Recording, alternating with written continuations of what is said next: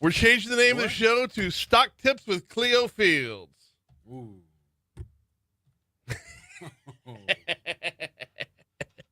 If you don't get that yet, you will after Top Stories and Trending. 604 Talk 107.3 FM, WBRP. Mornings with Brian Haldane, off and running. Brian here with you. JP producing, ready to close out the week strong. Loving the rundown for today. You know what? I normally wait to give the rundown. I need to do it now because we got one of the bigger topics going on nationally right now is the president wanting to send the National Guard into a number of cities. One of those cities that's coming up is Baton Rouge. Mayor President Sid Edwards will be on the hotline at 7:15. Let's get his take. What is the mayor's take on the National Guard coming to town? And more importantly, what does it look like? How do you decide where to send them?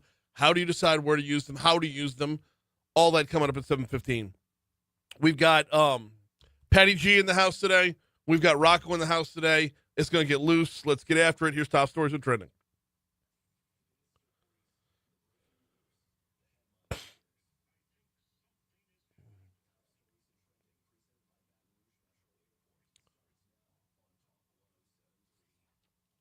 Number 5. The Louisiana Office of Student Financial Assistance, or LOSFA, is experiencing an outage, according to the Board of Regents. In a statement, they said they are experiencing an incident that disrupted the operations of their information technology systems. Officials said the incident is contained. Additionally, they notified all institutions regarding potential delayed student start account or state scholarship payments. Hey, you know who they need to call? They need to call 180 Pros. All right. Yep. Number 4. Oh, sorry, I don't have my headphones on. Oh. That's on me. All good. After 7 students were removed and arrested at an LSU Presidential Search Committee meeting, they were released, including one student who had been booked at the East Baton Rouge Parish Prison, raising questions about whether the arrests were justified. There's some video up there at our news partners at WBRZ if you wanted to see some of the commotion. Number 3. The mayor's office and the Arts Council of Greater Baton Rouge have launched Imagine EBR, a photo campaign inviting each residents to submit up to 5 original photos highlighting the parish's culture and beauty. Selected images will appear on the redesigned City Parish-wide website with credits. Submissions started opening up yesterday, and they will run all the way through November 1st. Number 2. West Baton Rouge Sheriff's Office arrested a man they say distributed methamphetamine and marijuana. Deputies say they conducted multiple undercover purchases of both meth and marijuana from 56-year-old Garrett Taylor. Taylor was arrested Wednesday before deputies searched his residence where they found all kinds of goodies. Number 1. Oh, Cleo Fields done stepped in it. I'm pulling up the article right now, so until I get to the article, I've got to do this by memory. Your boy allegedly bought thousands of dollars of Oracle stock right before the TikTok deal came down. Here we go. Representative Cleo Fields bought thousands of dollars worth of Oracle stock in the days before the Trump administration announced that the company would be playing a role in the pending U.S. spinoff of TikTok from Chinese company ByteDance. According to a congressional financial disclosure document, Fields bought between $80,000 and $200,000 worth of Oracle shares across 3 different trades on September 17th, 18th, and 23rd, which was first reported by Notice on Wednesday. The executive order by Trump was signed on the 25th.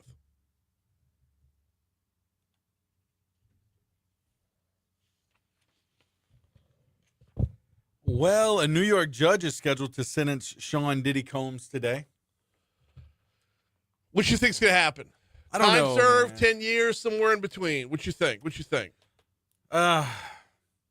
he gets off? What if he just gets off? Phrasing. Whoa. I did not. Honestly, I'm going to move on from that. That was no pun intended for that. Well, seriously, I didn't catch it till after. Anyway, so we know he's been jailed for about a year. Yeah. No, yeah. Time served. Right about right. a year. Yep. I don't know. What do you think? Maybe he gets off with 5 years. I think it's something like that. Yeah. Little slap on the wrist. Well, what do you think? I don't know. 5 years is not a slap on the wrist. Well, but when you consider what he was actually convicted of versus what he was charged I guess that's with, what I'm. Yeah. I think most people are thinking they want to see the sentence based off of what he didn't get convicted of. Yeah. So he's showing a little bit remorse. I know yesterday he Whatever. He talked to the judge, just with his sobriety and everything, and Whatever. Yeah. Apparently, he submitted a 4-page letter to the judge, right before his sentencing, expressing remorse, pleading with the judge for mercy. Combs' attorneys have indicated that he also wishes to address the court before the judge issues the sentence, a right of every defendant, though not required.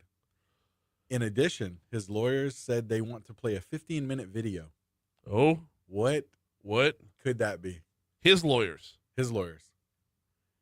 Maybe it's like 15-minute video. It's the director's cut of "I'll Be Missing You." Never before seen footage of Hypnotized. Yeah. Sorry. Oh, man. What else you got? In other news, Britain has announced the new Archbishop of Canterbury, Sarah Mullally, Yeah. is the new head of the Church of England. First woman, I believe. If I'm Yeah, not mistaken. I could I be believe wrong so. about that. No, yeah. Actually, first woman to hold this role in a 1,400-year history. Wow. Church of England. Church of England. Okay. Let's see. I don't know a whole lot about the Church of England. Yeah. I mean, I'm Catholic, so not my wheelhouse. Oh, you're right, because this is what Anglicans, right? Yeah. This is Anglicans. Yeah. Yeah. I never really know. I'm Catholic. I don't know all the break-offs.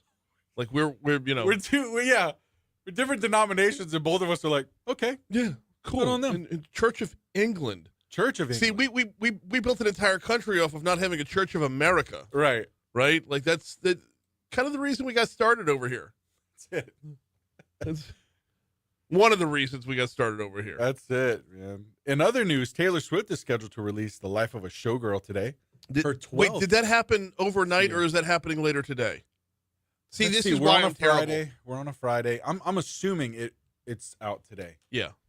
Should I check Spotify? Not in real time. In real No, time, of we should course just not. move the hell on. No, but I mean, what do you think? What do you think about this? About New album, like Didn't she just come out with an album? she did. Apparently, this is a little bit more of an upbeat album. Little bit of a departure from, I guess, like her last album, which was the Poets Department. Yeah, What was it? Tortured Poets Society. Tortured Poets Society. So the new album has been released today. But my question is, like, how much thought, how much emotion, how much of her can go into an album that comes out every third week? You know what? Yeah. You That's a can't good really have an point. opus overnight. That's a good point. That's a good point. And I mean, even lyrically, maybe we'll dive into that maybe the next hour. But yeah, it's And deep, the thing man. is, like, what has she done Mm. from then till now? I mean, listen to these words, Brian. The lyrics Go from her for it. song "Eldest Daughter." Eldest daughter. I have been afflicted by a terminal uniqueness. I have been dying just from trying to seem cool. That's it. That's a line. Afflicted with a terminal uniqueness. And she wrote this while visiting luxury suites in every NFL stadium. Yes. Or AFC. Let's keep it in the AFC. I mean, I'm sorry she's so afflicted. Lyrics from her song "Actually Romantic," like a toy chihuahua barking at me from a tiny purse. That's how much it hurts. What? Like a toy chihuahua barking at me from a I tiny kind of purse. dig that. That's how much it hurts. I Does kind that of hurt dig that. though? Do what? Does it hurt? Like what hurts? That's how much it hurts? That's how much it hurts. Like if you're getting Her barked at by a afflictions. chihuahua. Her afflictions. Her afflictions. First world problems. Indeed. Yeah, a lot. We're coming up on. Oh, we are actually at 6:13 to Talk 107.3 FM WBRP, which means we're due up for a break. Let's talk a little Saints football when we come back. That's next on Talk 107.3. What up? Brendan Craig.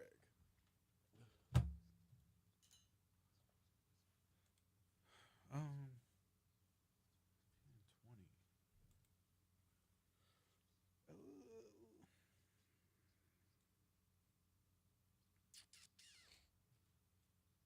So just looking ahead here, Chief Morse on National Guard. Yes, I saved that in a very weird place. Go Okay. to Haldane, Spots, Bethurns. Okay. I was saving something All else, good. and I ended up saving that. No, it happens. Haldane.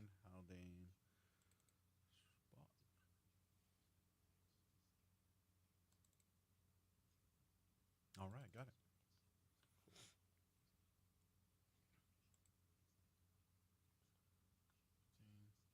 What's up, Lars?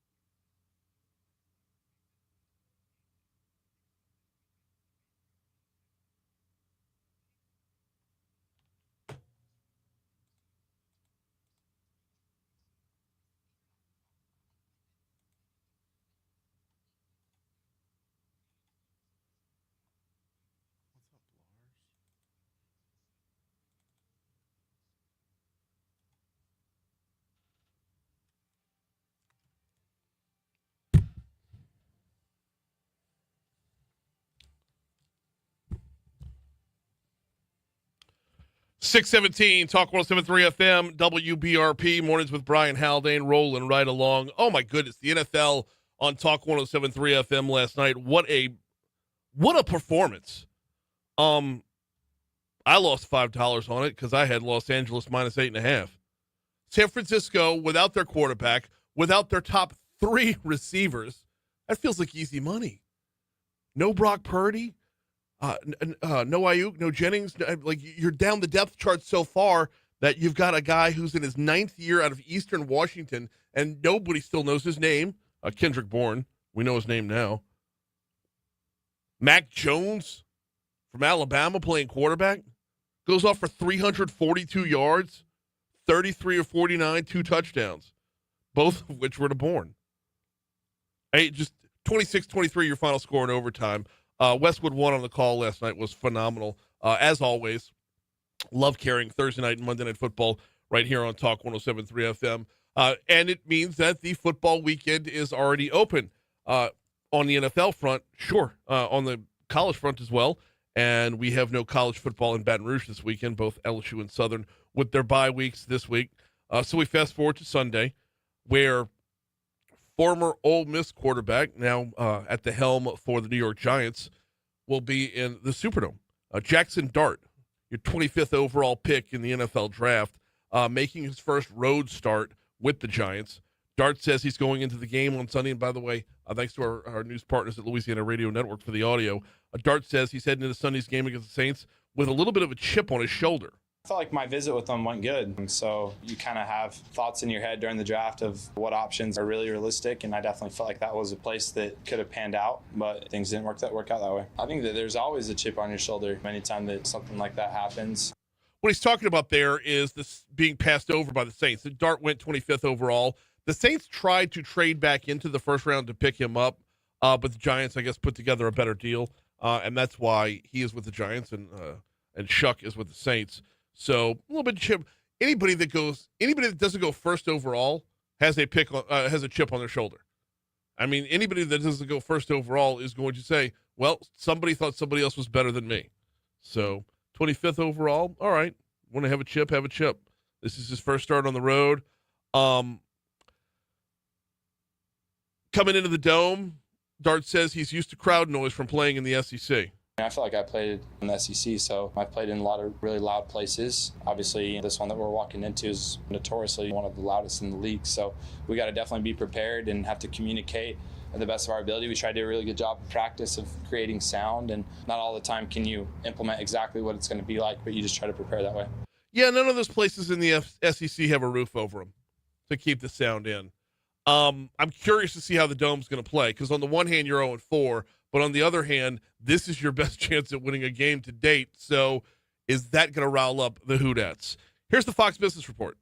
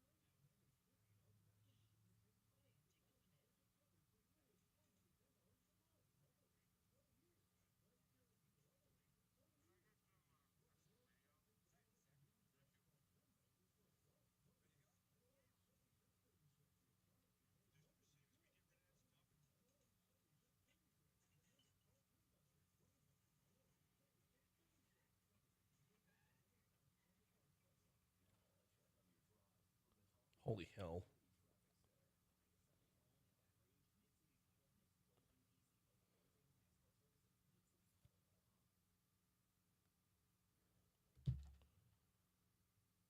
As we're kind of getting used to on a Friday, it's a late start on your interstates. Things are looking great right now. 12 westbound coming in from Dedham Springs, coming in from Livingston Parish. We're wide open. We don't have that normal congestion that you see Monday through Thursday.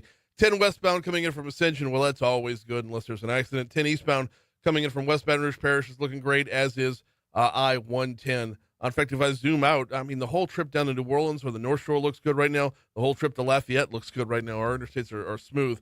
On the surface streets, what have we got going on to start off your morning? I'm just hitting refresh to make sure it's still clean. It is still clean. No accidents to report on your surface streets either. So hopefully let's keep it that way throughout the morning. That's really good traffic on Talk 107.3 FM.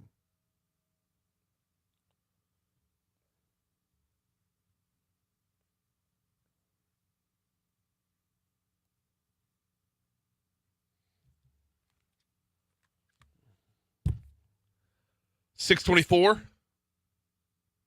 now is 624 Talk 107.3 FM WBRP. Mornings with Brian Haldane rolling right along. Got caught by the clock right there as we were heading in. The Saints and Giants will kick off at noon on Sunday. It's a noon kickoff in the Dome, and of course you will hear that on our sister station, Eagle 98.1.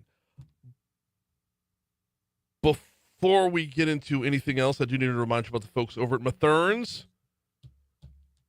Download the Mathern's Rewards app. Actually, you know what? Quick shout out to Patrick, who you occasionally see in the chat.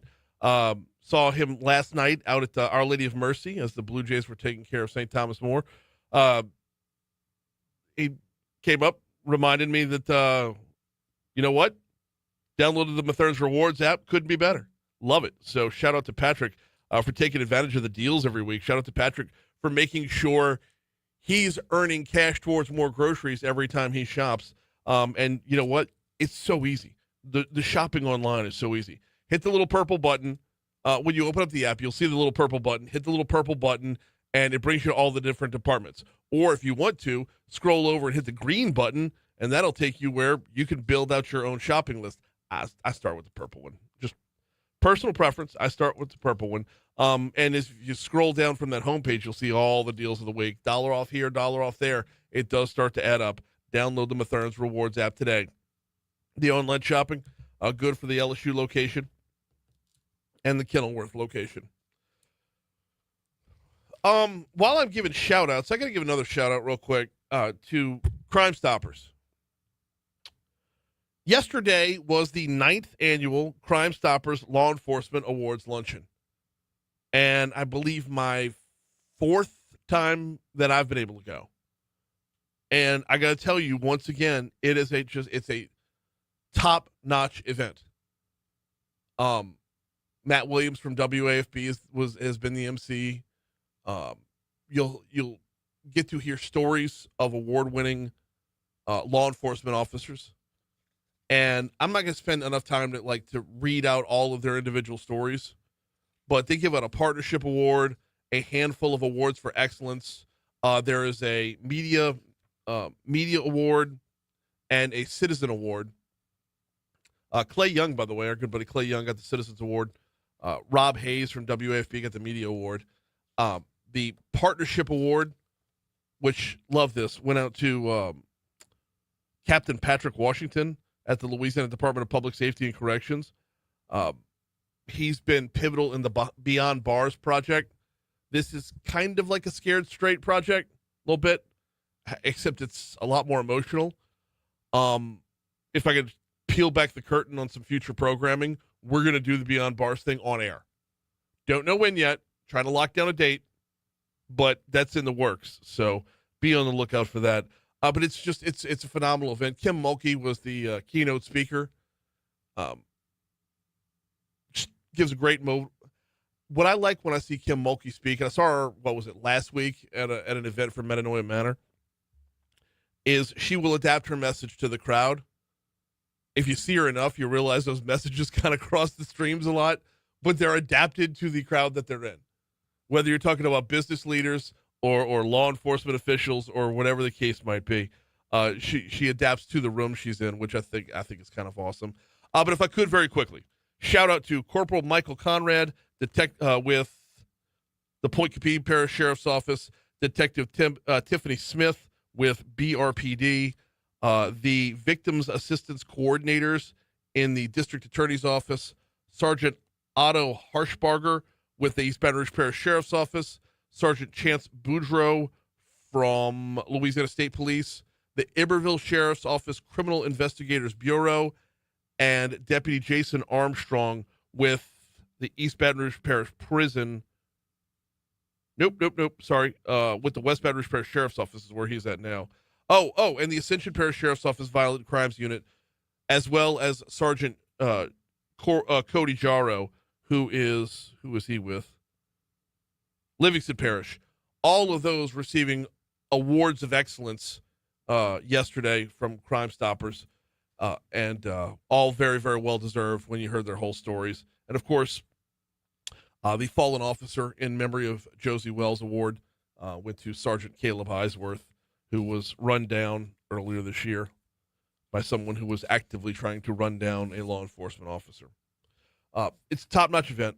I'm always humbled to be in the room because you know that everybody else in that room doesn't think twice before putting their life on the line for yours. And I could not be more appreciative. We're at 6:29 at Talk 107.3 FM. Let's revisit that top story for Top Stories and Trending very quickly. How much and I want your opinion over on Facebook Live. We're live on Facebook every day, courtesy of the folks over at Lake Urgent Care. How much do you think this story is going to grow legs and turn into something, or do you think it's going to fizzle and go away? Congressman Cleo Fields buying anywhere from $80,000 to $200,000 worth of Oracle shares just days before the president signs his announcement, putting basically Oracle in charge of TikTok. Oracle was the company that was dubbed as like to be the keepers of the algorithm, I guess is basically how you'd put it. But thank you. But it's not about Oracle. It's about the information that our Congress has beforehand. And Cleo Fields is not the only one to have done this. We've seen this a million times with Nancy Pelosi. We've seen this repeatedly with a number of. In fact, it's so prevalent in Congress that there are apps now that track where our congresspersons invest their money so that we can invest it right after them. But my question is, doesn't this constitute insider trading? Let me know over on Facebook Live. Did you find the Chief Morse thing?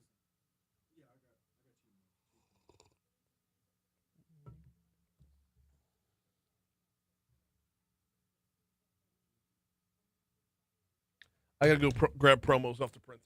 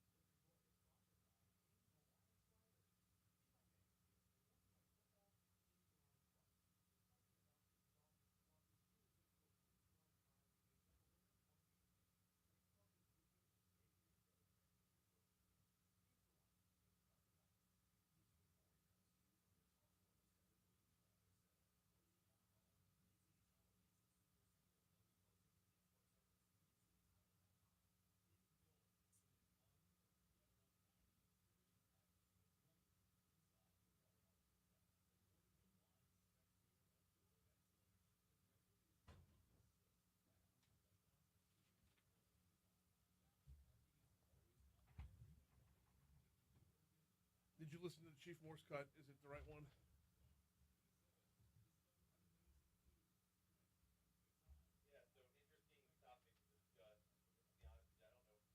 The right one.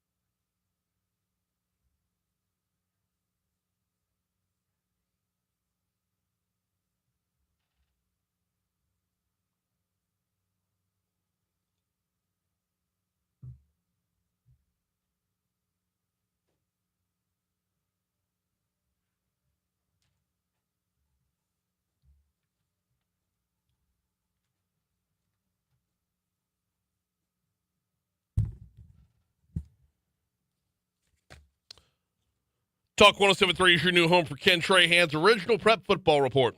Get live in-game updates, a full statewide scoreboard, and check-ins with correspondents from every corner of the state. Friday nights this fall from 6 to 11 p.m. is Ken Trahan's original prep football report, presented locally by Dr. Pepper and the Harold Perkins Jr. Tuition Program on Talk 107.3 FM. It's 6:36, about to roll over to 6:37 at Talk 107.3 FM, WBRP. This is Mornings with Brian Haldane, continuing right now. We're going to check in with Lake Urgent Care, talk flu shots in our next segment. We've got Mayor President Sid Edwards coming up at 7:15. The topic of conversation with the mayor will be his take on sending National Guard troops into Baton Rouge. Early in the week, the story was Governor Jeff Landry was requesting of President Trump 1,000 National Guard troops to divvy up between New Orleans, Baton Rouge, and Shreveport. What does that look like in reality? How does it play out? How do troops without arresting powers assist police? And I'm not saying they can't. I just want to know how. And what's the mayor's take on bringing them to town? I think a lot of folks are of the opinion, and I fall into this category as well, it's a bad look. It's a bad look when you need it, but depending on where you are in town, you might need it. And sometimes it's worth a bad look in order to be safer. And then you got to flip that around and say, are you not safe now? You might not feel safe, but are you safe? It's one of the things we talk about frequently on the show is the perception of safety versus actually being safe. A perfect example is the subdivision that I live in. I live in Sherwood Forest, and Sherwood Forest is a remarkably safe subdivision. However, if you're on that east side of Sherwood, you know you're nestled between Flannery, Old Hammond, and Florida. And if you cross Florida, go behind Sonny's Barbecue, oh, it's bad. Goodwood Boulevard, when it crosses Flannery, they should just change the name to Badwood, because ain't nothing good happen over there. Old Hammond Highway on the other side of Old Hammond, those apartments back there, yeah, number of calls to 911 from that area. But Sherwood itself is safe. So what does it look like implementation-wise? We talked with our chief of police about this, and we got TJ Morse coming up, not this Tuesday, but next. Not this coming Tuesday, but the next. So we should have a lot more details by then. But the last time we had Chief Morse on, I asked him this very question. It was such a hypothetical at the time. We were talking about Chicago and Memphis. And I just threw it out there and said, what if Baton Rouge was in the mix? Yeah, so interesting topic to discuss. And to be honest with you, I don't know how it would work. The military doesn't have any arrest powers. Like, they wouldn't be able to just start patrolling the streets and arrest somebody for burglary, per se. But on the other hand, as I say all the time, we're 150 officers short. So we need help from everywhere, right? We need the community's help for reporting crimes. We need the community's help for locking up their cars and not letting their cars get broken into. All the community programs to keep the juveniles from committing crimes and giving them, things to do after school and work and jobs. And so we've just coming off this summer, we already work really, really well with other local, state, and federal officials. We worked with the DEA, ATF, FBI. We have officers assigned to all those task forces.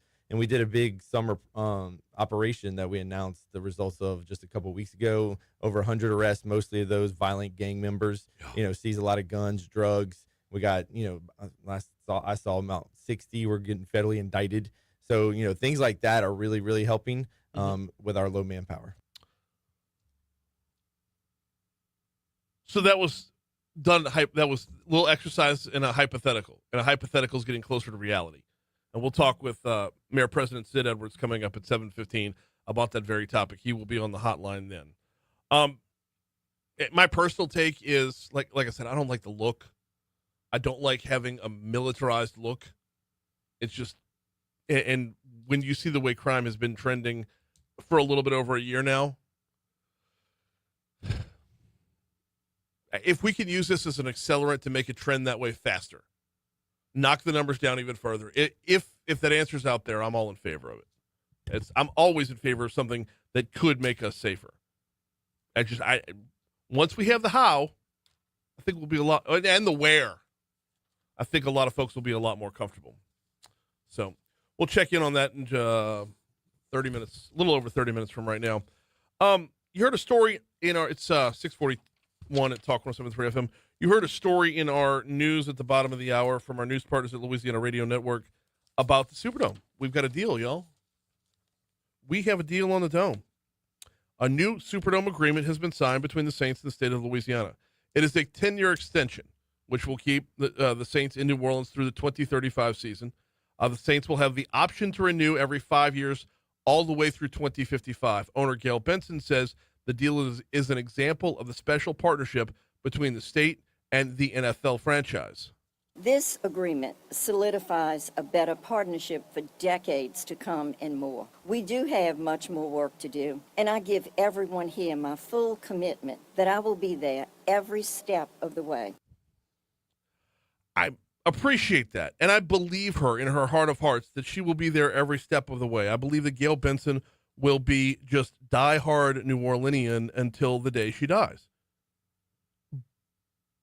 But you can't enter into a longer agreement than 10 years because can you project? I'm sorry, I know it sounds morbid, but she's almost 80, y'all. She's 78 years old. I don't think the NFL, or I don't think any player involved in this deal would want to project beyond that, right? The Saints seriously need to think about lining up another owner, some form of succession from Benson to someone else. And we'll get back around to that in a minute. But back to the news part of this. The new lease agreement is the result of lengthy negotiations between the NFL franchise and the Saints, according to NOLA.com. The two sides had trouble agreeing on new details for other real estate properties. Benson Tower was involved in this. That is owned by the Saints, but leases office space to state agencies. That needs a serious look because that was done as a move to help New Orleans recover from Katrina, which was 20 years ago. So I understand why you did it out of desperation at the time, but is that still the best, best available use of resources for the state? Within the deal itself, there's some changes on revenue percentages for food and beverages games, giving Louisiana more favorable terms to market the Dome, Dome's exclusive suites for marquee events. It also contains language that would deter a future owner from relocating the team, which is great in theory, but you're going to have to look out for a number of things once that actually happens. In the meanwhile, Governor Landry, all on board with the deal. This Superdome and the Saints are not two different things. They are actually one. And it is, in my opinion, that's why the Saints can never leave the city of New Orleans. I love where his heart is at. I honestly do. And I know I've gone down this little history lesson a billion times, but the Saints absolutely can leave New Orleans, and New Orleans and the state of Louisiana need to be concerned about that. The Saints do not hold that level of untouchability that they used to hold. The Saints exist because back when the AFL, and I know this is the repetitious part, but if you've never heard it before, enjoy. The Saints exist because the NFL and the AFL wanted to merge back in the 60s. And when they wanted to merge back in the 60s, they had to fight antitrust laws. And in order to do that, they called on some political power, some political muscle to get it done. On the House side, that was Hale Boggs of Louisiana. On the Senate side, that was Russell Long of Louisiana. NFL Commissioner Pete Rozelle said, let's make some really strong allies in Congress in order to get this done, in order to make sure that we are good to go with our antitrust laws. And oh, by the way, you're going to get yourselves an NFL franchise out of it, which is how we got the Saints in the first place. Okay? Pete Rozelle was the commissioner of the NFL that got that done. The attorney that did all the legwork underneath it, the one who worked very closely with Boggs and Long, was one Paul Tagliabue, young, spry attorney, just slamming through paperwork. So you went from one NFL commissioner to a budding lawyer who would become NFL commissioner to make sure that the NFL was protected, and it was thanks to Louisiana that they got that done. So when Pete Rozelle was around, the Saints were untouchable. When Paul Tagliabue was around, the Saints were untouchable. Neither of those is around anymore. You don't have that level of protection. You are not a top 30 media market. And when you're not a top 30 media market, do you draw the amount of revenue that the NFL wants? And oh, by the way, the NFL very, very, very much wants to become a more international sport. We see games a lot more weekends than not now where they're playing in another country.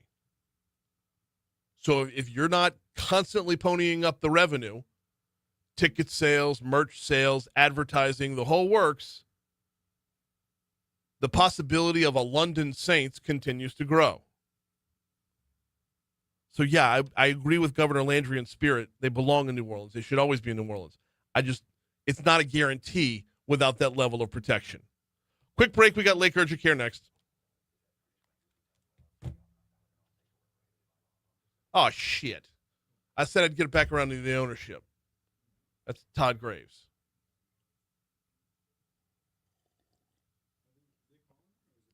No, it's last week's, from last Friday.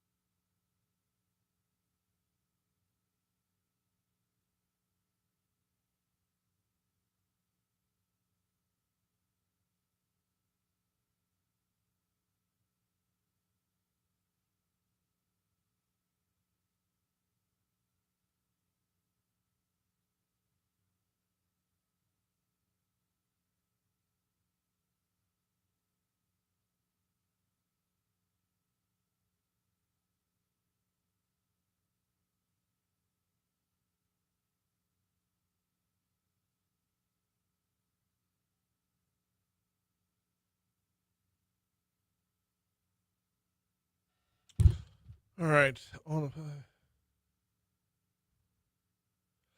Yeah, I wish I could have Fields on DC Current. I've been working on that. Well, I shouldn't say I've been working on that. I was working on that for some time, and I just quit. I freaking gave up.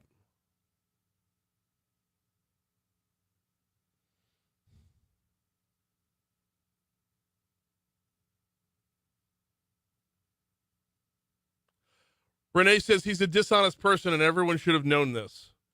So my take on the whole thing, okay, here you go. You ready for it? Guy goes to zoo. Guy falls in tiger cage. Tiger mauls guy.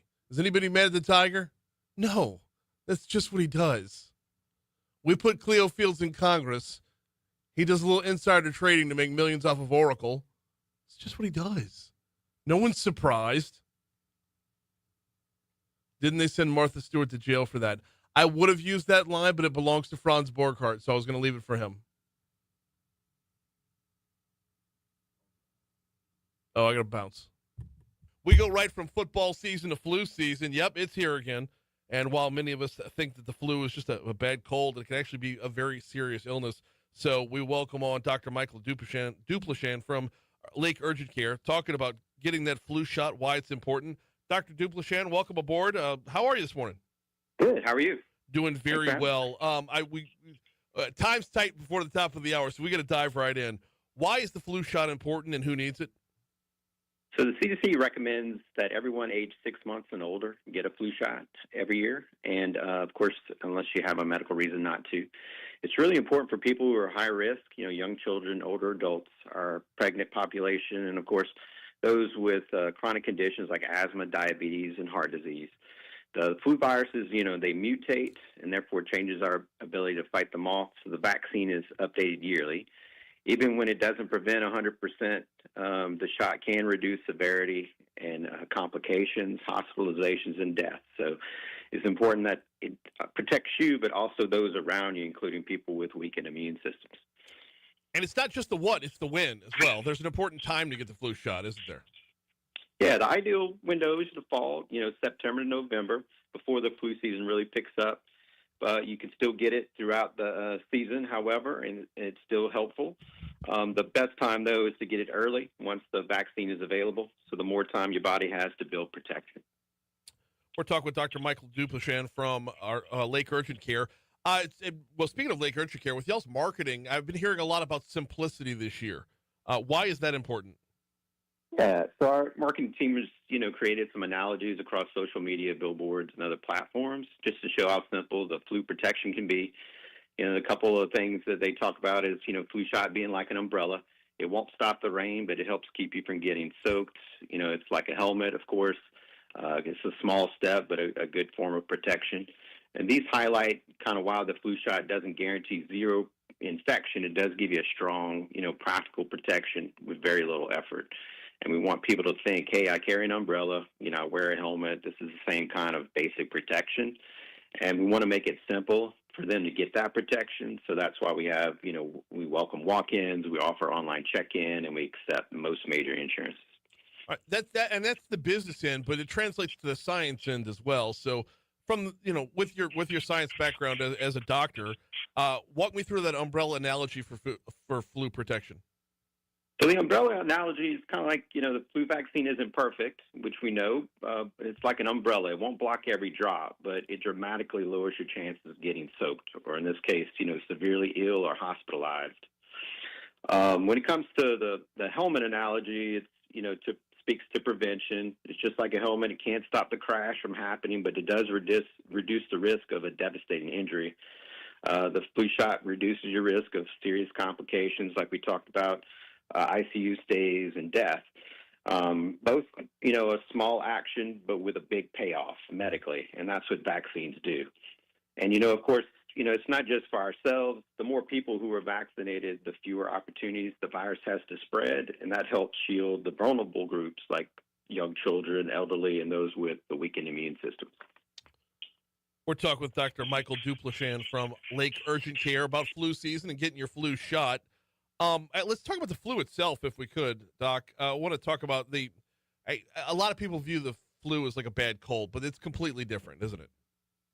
Well, the flu really is much more than a bad cold. Every year it sends thousands of people to the hospital, and sadly, it can result in death.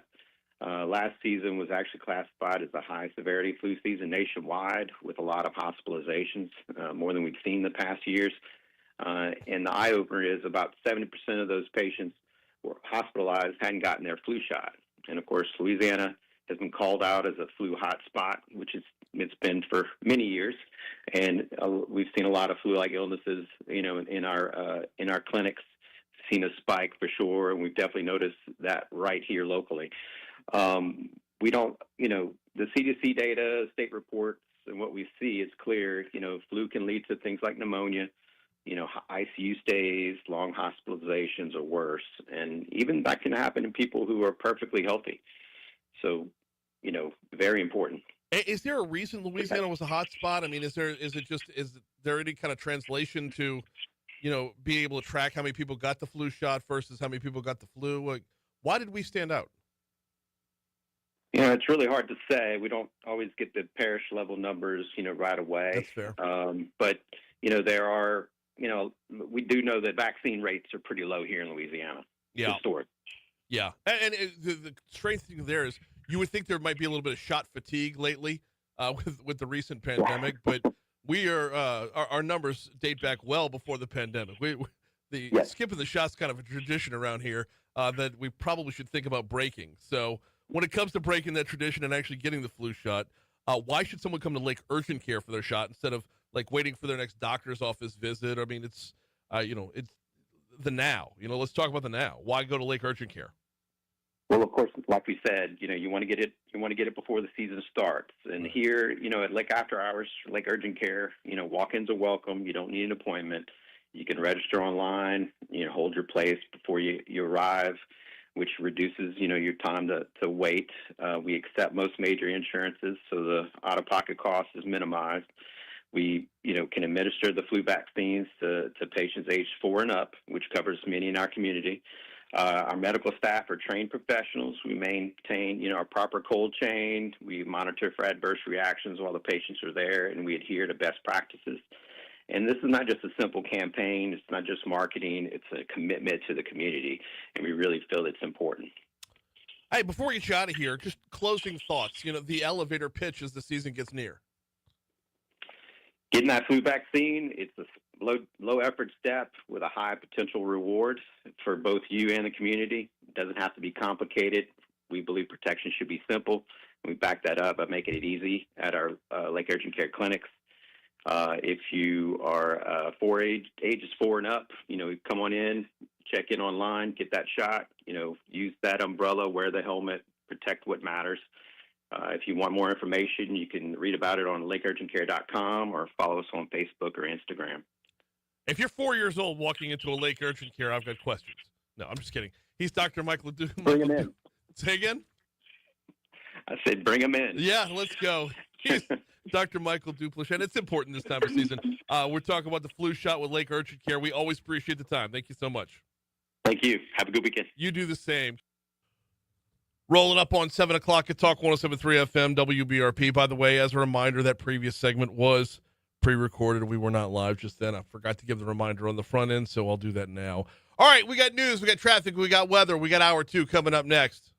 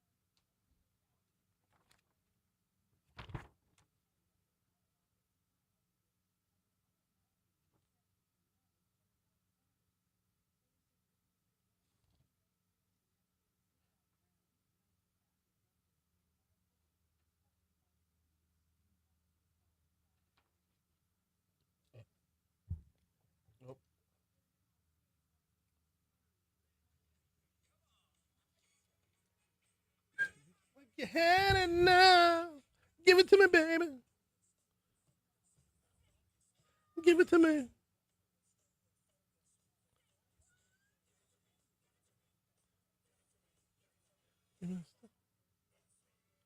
Oh, ow, ow. Yeah, we need more funk and R&B in the bumper rotation.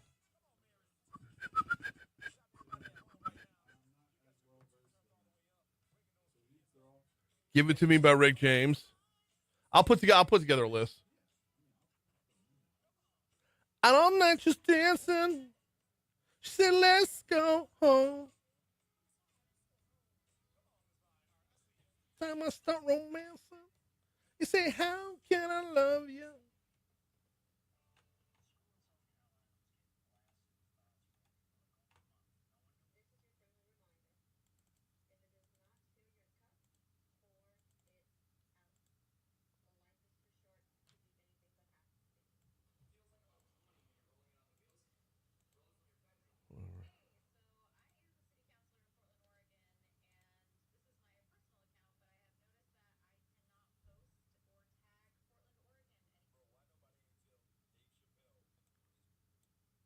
There's also a growing number of people, a growing number of African Americans on TikTok who absolutely love Senator John Kennedy. Really? I just came It's a across. thing? This is the 5th time in 2 days I've come across one. Hang on.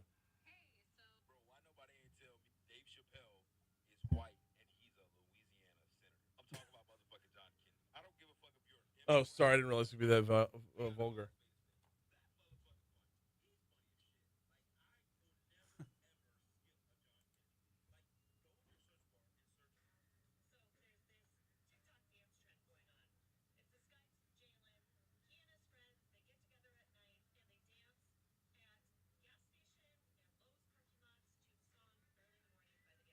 Early in the morning by the Gap Band.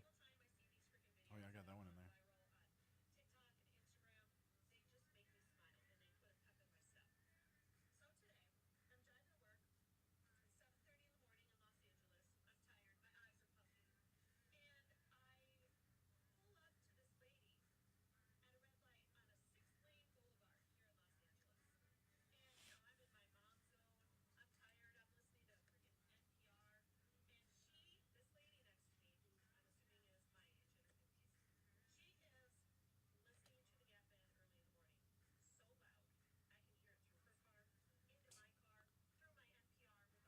Dang.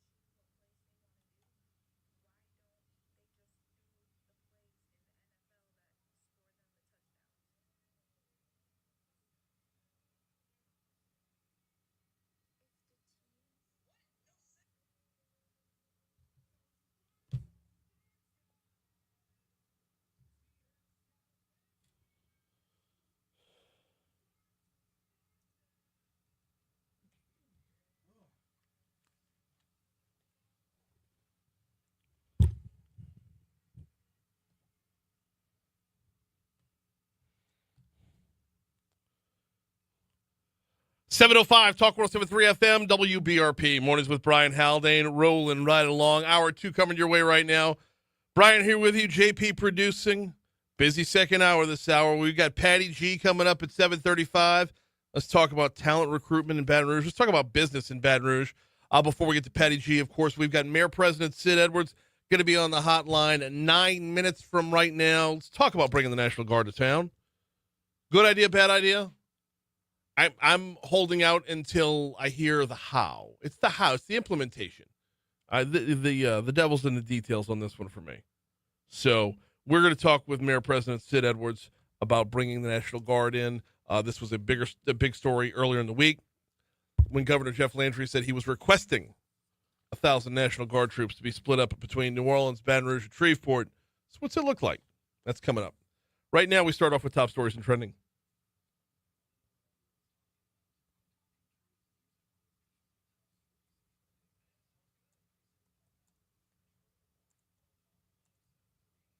Number 5. The Louisiana Office of Student Financial Assistance is experiencing an outage, according to the Board of Regents. In a statement, they said it's, quote, an incident that disrupted the operations of their information technology systems. Officials said the incident is contained. Additionally, they notified all institutions regarding potential delayed student start accounts or state scholarship payments. Number 4.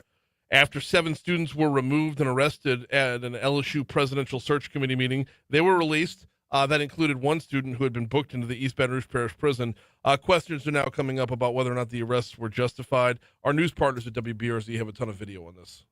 Number 3. The Mayor's Office and the Arts Council of Greater Baton Rouge have launched Imagine EBR, a photo campaign inviting East Baton Rouge residents to submit up to 5 original photos highlighting the parish's culture and beauty. Selected images will appear on the redesigned City Parish website with credits.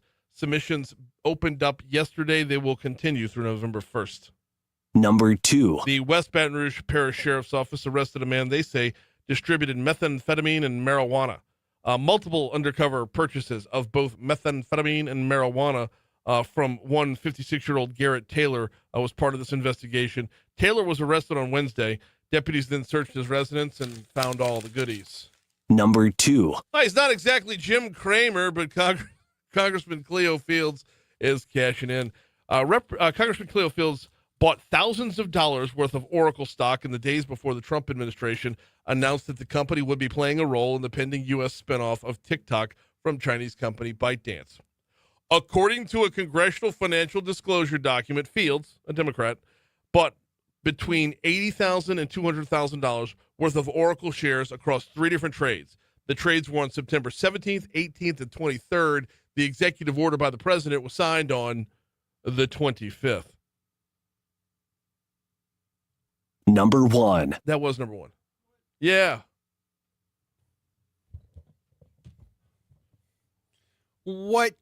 A New York judge is scheduled to sentence Sean Diddy Combs today. Let's go. So 10 years? let's trend. Does he get it all? Does he get all 10? Maybe he gets, half of that with good behavior. Who knows, right? Well, because he's got a year in already, right? I mean, Right. How much time is served? Like more than 9 months, I think. Something like that, yeah. Something like that. I don't know, man. But yeah, today's the day. He's a changed man, Your Honor. That's it. The man that stands before you is not the Diddy you knew. Yeah. Now, you were telling me something last hour about there being a some kind of 15-minute video. Oh, yes. Well, he submitted a 4-page letter to the judge right before his sentencing, expressing remorse for violent behavior. But the thing was, that wasn't 4 pages worth of a letter. That was just the receipts from baby oil. Ooh. Well, Combs' attorneys have indicated that he also wishes to address the court before the judge. Well, a right of every defendant, though not required. Mm-hmm. In addition, his lawyers said they want to play a 15-minute video. The extended cut of All About the Benjamins. No? Oh, man. So, yeah, no telling what that video entails, but yeah. We'll man, see. What? Yeah. We'll see. I There's want so him many jokes. moved There's out so of the many, headlines. I know. There's so many routes we can go down with that. But, hey, it is a slippery slope indeed. Britain has announced the new Archbishop of Canterbury, Sarah Mullally, is the new head of the Church of England. Church of England. Church of England. And apparently, this is the first time a woman has held the role in their 1,400-year history. Incredible. Yeah. Awesome stuff. Okay. Good job, England. England. Hey, speaking of women leaders, Taylor Swift is scheduled to release The Life of a Showgirl today, her 12th studio album. Yeah. And the entire 8 o'clock hour, we're going to feature. No, I'm kidding. You can. If you want. I don't care. Man. I didn't hear one song yet, which I'm surprised by, right? I mean, any singles from this album that stood out? Because usually, I mean, a single's released before the album, but I don't know. Before the whole thing drops? Or Yeah, I mean, if you're Taylor Swift, you do what you want. I've heard nothing from this album. But if you're, because it's all dropping at the same time. It's not like the old school where they'll release a single, they'll release a follow-up single, then the album will come out, and then the song that the people really like off the album is the one that'll start charting after that. Yeah. So, Life Oh, Life man. of a Showgirl. Yeah, she recorded Showgirl in 2024, encapsulated by a tsunami of emotions, not just among her fans, but her own journey through a very public breakup. A fling. What breakup? And as indicated She's been by with her, Travis Kelce this whole time. Yeah, a fling, and as indicated by her engagement to Kelsey, knee-buckling love. Knee-buckling love? Yeah. That says, as USA Today says. Okay. But yeah, oh, man. I'm just, you can't keep churning out albums every third week. Right. And especially when one of them's got like, what was it, 84 cuts or something like that? Yeah, when you're competing against yourself on the charts, Right. you might just slow down a little bit. Yeah. Give it room to breathe. We're at 712 at Talk 107.3 FM, WBRP. Top stories and trending, of course, brought to you by the Baton Rouge Metro Airport. FlyBTR.com is the website. FlyBTR.com. Yes, the LSU Tigers are off this week. When they get back at it, though, they will be home versus South Carolina, but there are a couple of road games you need to know about. First of all, LSU will be going to Vanderbilt, and when they go to Vanderbilt, there's a direct flight built out just for that. It lands in Nashville. Obviously, that was where Vanderbilt's at. When they go to Alabama to take on the Crimson Tide, there's a direct flight built out for the game to Birmingham. Save it. Your mic's on. When they go to Oklahoma, there is a flight built out for Oklahoma City just for the ball game. You can get more information at flybtr.com. Flybtr.com.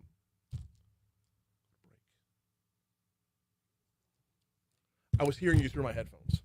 Yes. Well, I don't know why, but I was hearing you through the headphones. So is that the mayor? Oh. Okay.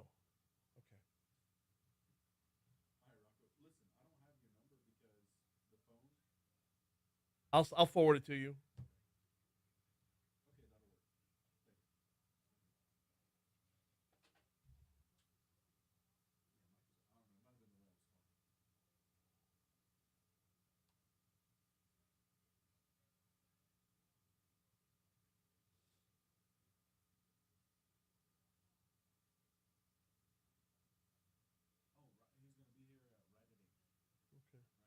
Did he say what he's making?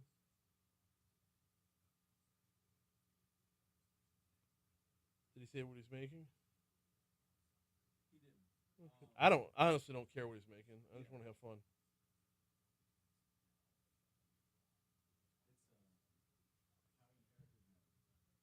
Oh, is it?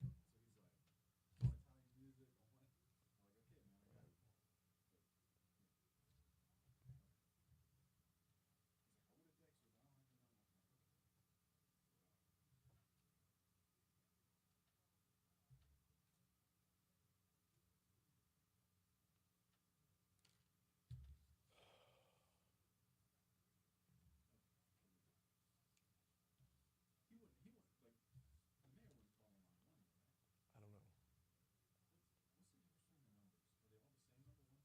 1 through 4 are 499-1073, but they're like rollover numbers. The hotline's separate.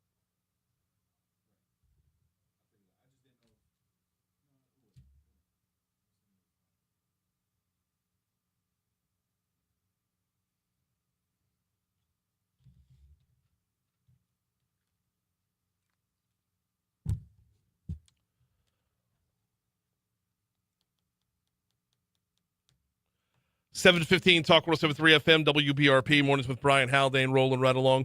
Waiting on Mayor President Sid Edwards, should be in any moment now. Talk about bringing the National Guard to Baton Rouge. What's his take? What's it going to look like? How will it be implemented?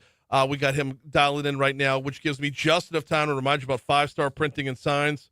271-4096 is their phone number, 271-4096, to get a hold of Danny and his team at Five Star Printing and Signs. What they do over there is they take what was, your bland, non-remarkable business card, your printed materials that just aren't grabbing anybody's eyes. Collaborate with them. Get yourself a new look. Get yourself something that will be noticed. Get yourself something that will have people talking. Be front and center. Be top of mind with all of your printed materials, business cards, brochures. If you're a restaurant, redo the menus, any signage you've got on your walls. And, oh, by the way, vehicle wraps, vehicle wraps, vehicle wraps. 271-4096 or printshop5.com. All right, time to welcome back to the show Mayor President Sid Edwards. He is, I believe, en route to a meeting right now, so I appreciate you squeezing this in. Coach, how are you? I'm doing fine. Good morning. Good morning. Glad to have you on here. Glad to have you diving in on this topic as well, because I think a lot of folks have rushed to judgment before they get to hear the, they always say the devil's in the details, right? And I think a lot of people have made up their minds before knowing what this is going to look like. So we'll start with the most basic of questions. What is your opinion of bringing the National Guard into Baton Rouge? I'm 100% behind bringing them here. And you're right. I mean, I think you hit the nail on the head. People, the misconceptions or what this could look like. But I get it. I understand our constituents. I mean, I understand concern. Certainly do. Mm-hmm. But I don't think it's going to look like what people envision or what they've seen in other places. And why am I for it? Let me tell you, Brian, I'm in a unique position. I ran on public safety. Yep. And one of the catalysts was one of my young football players being murdered on the streets of Baton Rouge, January 1 of 2024. After that, 3 more were murdered. Not players, but students at the school I was at, a screw my eye. Since I've been in office, I've had to hold mamas that are crying in the hospital with a dead loved one. I saw, I have 2 autistic kids. I was at the hospital with a 5-year-old. Some guys were shooting across the yard from each other, just like the Wild Wild West, and shot this 5-year-old boy, and he's a miracle he survived. The young plumber who was going to graduate in a day, going down Fairfields Avenue, and his stray bullet guns him down. It's too much. Our police have done a I'm talking a tremendous job out there. They really have. But they're 150 officers short. They're tired, and some people say, oh, we don't have a problem in Baton Rouge. We don't. We're around 80 murders in the parish, 63 in Baton Rouge, which that is lower than what we've done. But is that really good? Right. What I'm looking for with the Guard is to be a presence. I'm not looking for them to knock doors down and do raids and do takedowns. I want a presence. But I don't know yet. I've got to talk to the governor. It's still premature, and find out. I have asked of him, man, can they? We got a lot of events coming up. People want the events, but it costs to have the events. Right. We got to have. We got to pay police officers. We got to pay help. Can they help with the Mardi Gras parade? Can they help with the Christmas parade? Can they help the festivals? Heck, will they help pick up trash and help with blight? There's just a lot. But my vision of it isn't for them to come in and be the Gestapo. I want to pick up right there. That's actually where I wanted to go next. Mayor President Sid Edwards is our guest. We're talking about bringing in the National Guard. Yes, that's the bad look, Coach, is when you've got a military presence on your streets. And as much as we want to curtail and completely eliminate violence in the city, having that military presence it's a different feel, it's a different vibe, especially for the innocent folks that live in the neighborhoods where this is going to happen. I don't disagree with that. But I can tell you in some of the neighborhoods where the violence, the crimes are high, mm-hmm. The people I'm talking to quietly, for political reasons, quietly are saying, my God, any help we can get, any presence we can get, maybe we can sleep at night without hearing bullets fired throughout the sky. I'm getting a lot of that. But I do understand. I'm no different. My mom, who's 80 years old, is, my real name's Brian. She called me Brian. I mean, are they going to be people in Jeeps going down my street? That's just going to be odd. I mean, so I understand that point. And this isn't a forever deal, but to have that presence in town, I think we all need to keep an open mind and let's give it a shot. Let's look at it. Put it this way. Other than making us feel, other than it just being a vibe, a different vibe, or a little uncomfortable or weird, I'm hoping it can't hurt. Yeah, I mean, other than that, I don't think it'll hurt, and I think it can help. We got Mayor President Sid Edwards on with us. I want to talk about that temporary aspect of this in a little bit, but I want to go a little bit deeper, if we could, on what the assist looks like, because the National Guard isn't going to have arresting powers. So how do we walk that line between being a presence and not being a Gestapo? Are we talking about like pairing up a guardsman with an officer? That way, there's strength in numbers and you've still got someone there who can make an arrest. What does it look like on the ground?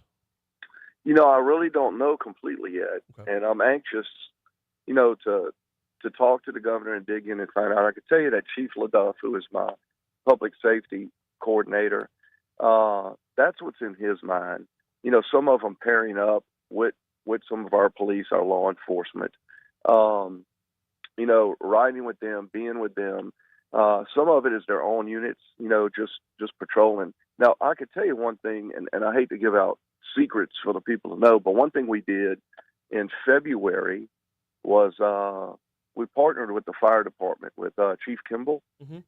and we would run, if they weren't on calls, we would run fire trucks through high crime areas with the lights on. And it was just a run.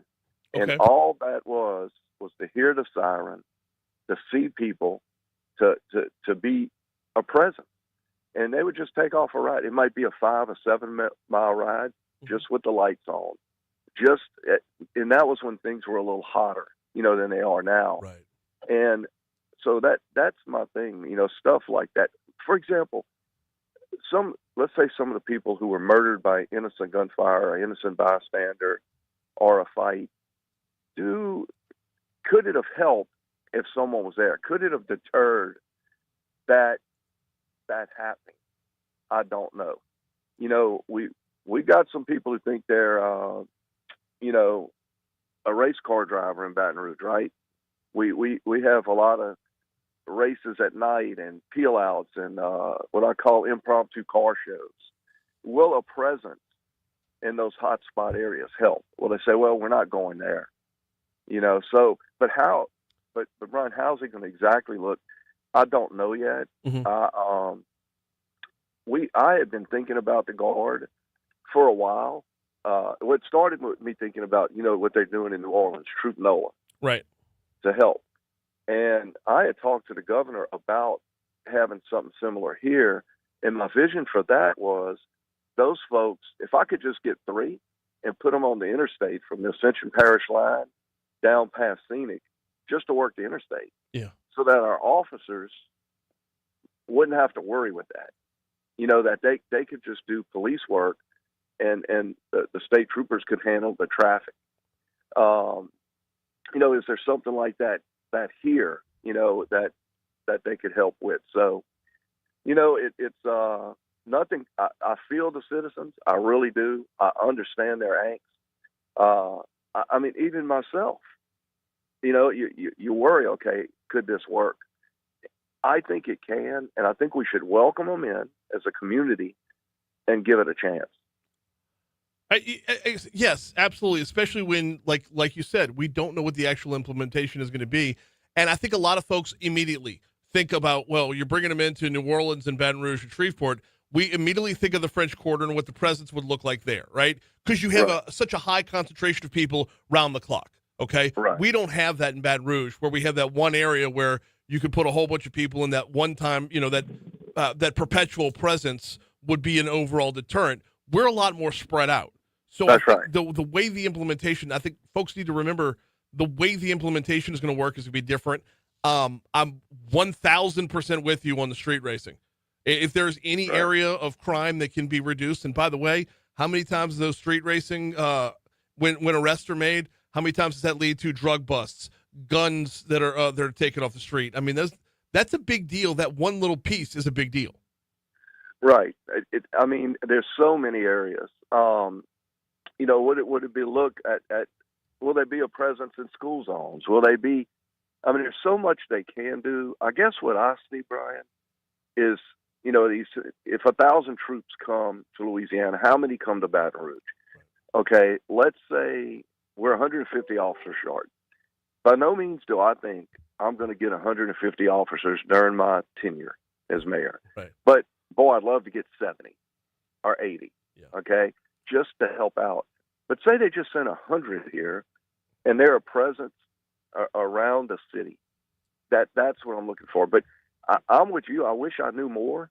I wish, and we're going to know more. When the time is right, what's it going to look like? And then I believe that the governor will have, a tremendous amount of say-so about what it looks like. And then I believe that governor is going to work with me on what I want it to look like. That's my hope. And to our citizens out there, I want them to know kind of how I explain, and it's hard to completely explain, but what I want it to look like.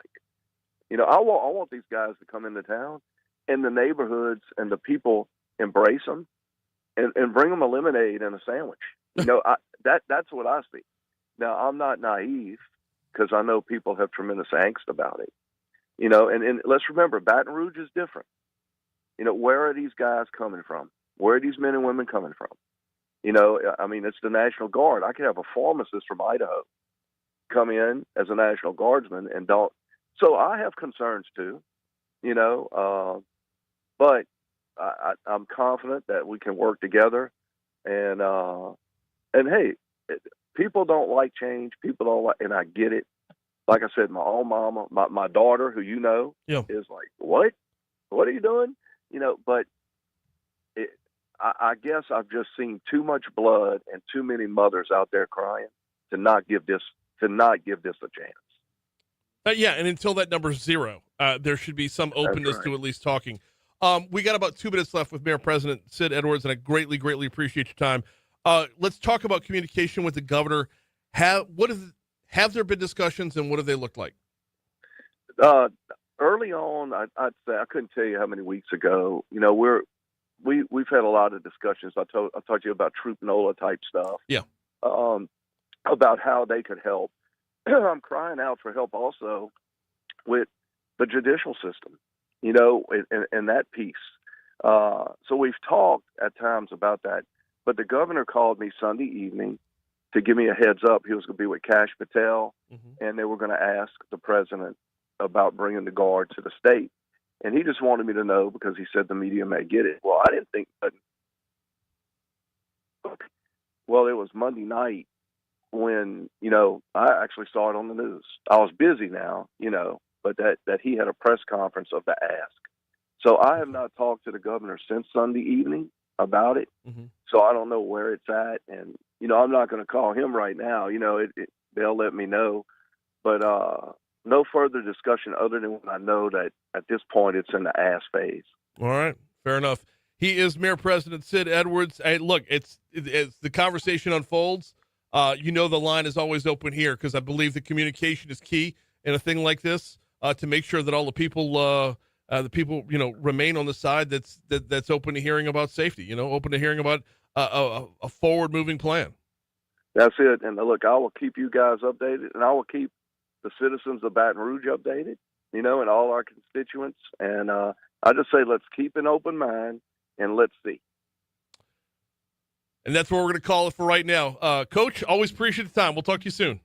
God bless. Thank you. You too. Absolutely. Coming up on 7:30 at Talk 107.3 FM, WBRP. Let me very quickly remind you about Neurojust and neurojust.com, Neurojust, neurojust.com. If you are suffering from anxiety and depression, or a loved one that you know is, you know that it's a battle. It's a constant battle of fight or flight, and that's just absolutely exhausting. If you know someone with anxiety or depression who is treatment resistant, the sitting down, talking it out therapy isn't quite working, the prescription drugs aren't working, give TMS a look. Transcranial magnetic stimulation. Learn more at neurojust.com. Yo, man. How are you, sir? What up is right. I'm good. You ran into Rocco yesterday? That was so weird because it was 10 minutes after I got off the phone with him. Yeah. He says, Patty G on tomorrow? I said, yes, he is. And then he texted me a picture, and I'm like, for real? That just happened? What can I say? It's Baton Rouge for you, man.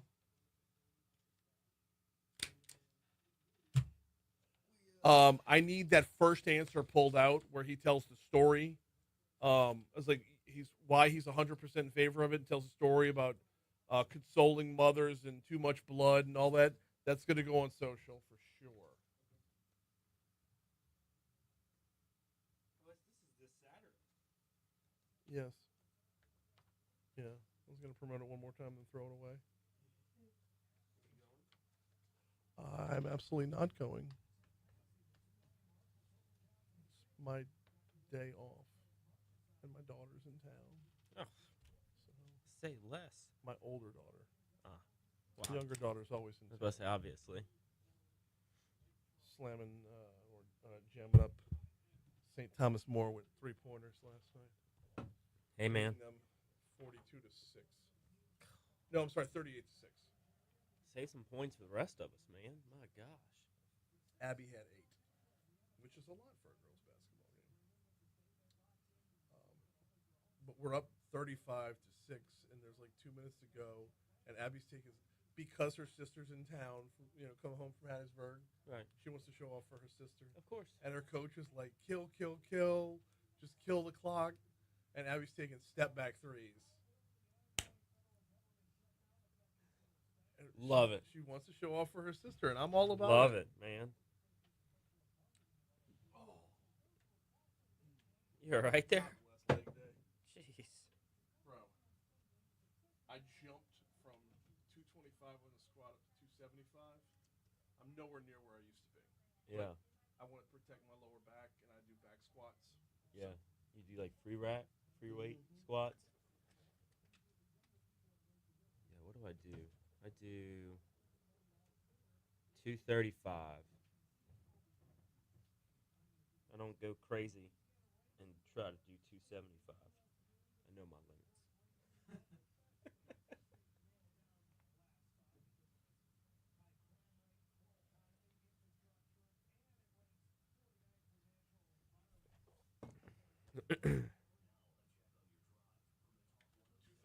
Says 245s and a 5 on each side. Well, no. So I'll do a 45 on each side, then I'll do a 25 as like a little warm up, and then I'll add another 25 on each side. Okay. Same, yeah. So same math, but just Right. 45 and 225s. Yeah. I got to have those big plates on there, so. So it makes you feel special. Well, what's pissing me off, though, Now leg press is with I can leg press a Buick. What's pissing me off though is like because of my back, I can Yeah. bench as much as I can squat right now. Now I can't. No, I can't bench 275, which is why I moved up. Yeah. But I'm like on the bench. I'll do 4 sets. Yeah.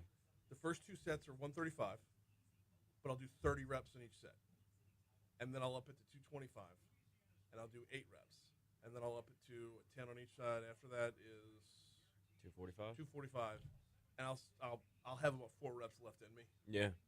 Before I'm move on to other shit. Yeah. Now I normally just do barbells for dumbbells Dumbbells. for chest. So I'll do 75s on flat, 50s on incline, and then decline I'll do what I think probably 150. I will not touch decline until I lose weight It's tough. because the last thing I want is bigger tits. You gotta tone the tatas. Yeah, no, You know? I do a lot of I usually get 5 movements in a day. That's all I have time for. Yeah. Because I'll do half an hour of cardio and then Down on 5 different movements will get me the other half hour. So I'm there for an hour before carpool. Yep. Like Monday will be overhead press, and then kettlebell swings, kettlebell squats, which I can superset those, so it's a little bit better, and then dumbbell curls, and I don't even know the name of the movement. Are they flies? Or just the here? Yeah. Well, yeah. And then- Standing flies. Yeah. So I'll go out, I'll go up, and then I'll go forward. No, that's a different. Out, forward. Yeah. But yeah. That's what I'll do. So it's like each day is different, but that's like my that's my Thursday There's routine. nothing I'll do the out and then the forward for shoulders, and I'll do I guess that's not Arnold press. What is that? What's that movement called where you hold the and then you go up?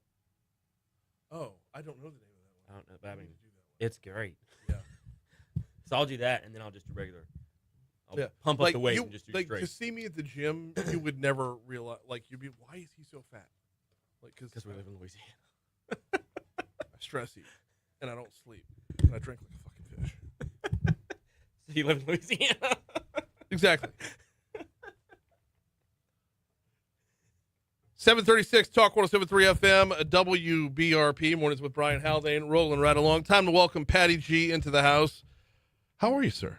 I am well. Are you well? I am very well, because you know what I realized when I walked outside today? What? I felt like I was being watched in my bedroom from my closet, and it turns out something was watching me.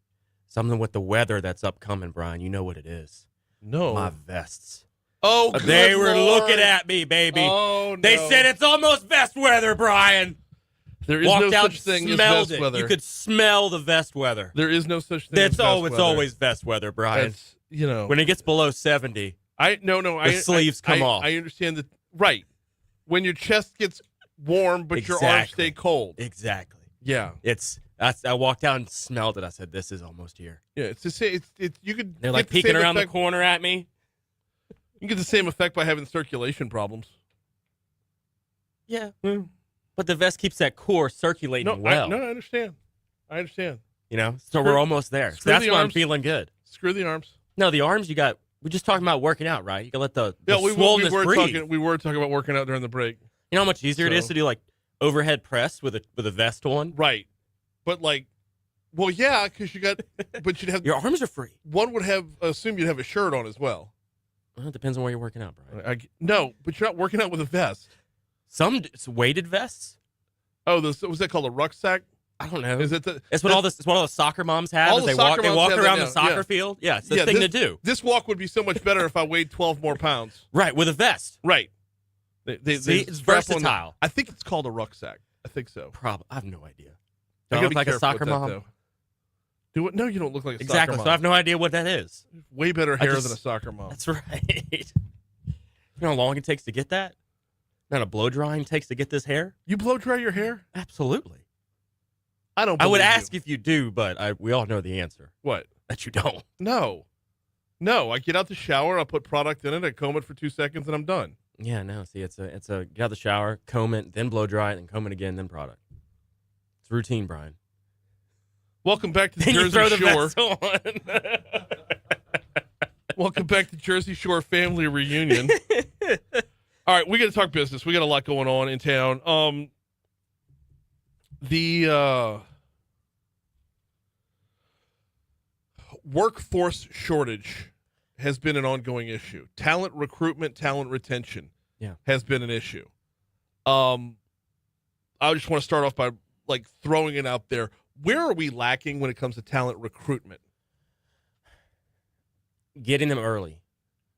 So, and poaching from within our community, from different businesses. Instead of trying to go recruit people from out of state and bring them in, we're trying to look at different organizations around us and say, ooh, you've got great talent. Let me see if I can hire that person off your team. That's one issue that we have. Just like inner circle, trying to poach and take from one another. Whereas what we should be looking at more of is on that front end, looking at different universities, going to different universities, getting them while they're younger and hiring young and letting them build out their career within the organization. Okay.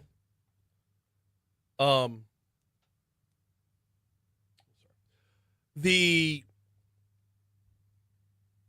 world we live in right now, I'm here for it. All right, Yeah. I'm here for that answer as well. But the world we live in right now, I wonder if there's not room for a second part of that where we could be getting them late. How many people in their late 30s, early 40s are looking at that complete career shift for the second half of their career? A lot. I had a conversation with somebody yesterday about that. Is it just me, or is there a completely untapped talent pool right there that is unbelievably ignored. When you look around Baton Rouge, what are you going to find? You're going to find like a young professional society. You're going to find like, there's a group that's like specifically cut you off after 40 years old. Form 225. That one, yeah. And they're doing awesome work for their generation, for their demographic. Once you're out of that one, we don't live in the world where you have the same job all the way till 65 and you retire. Yeah.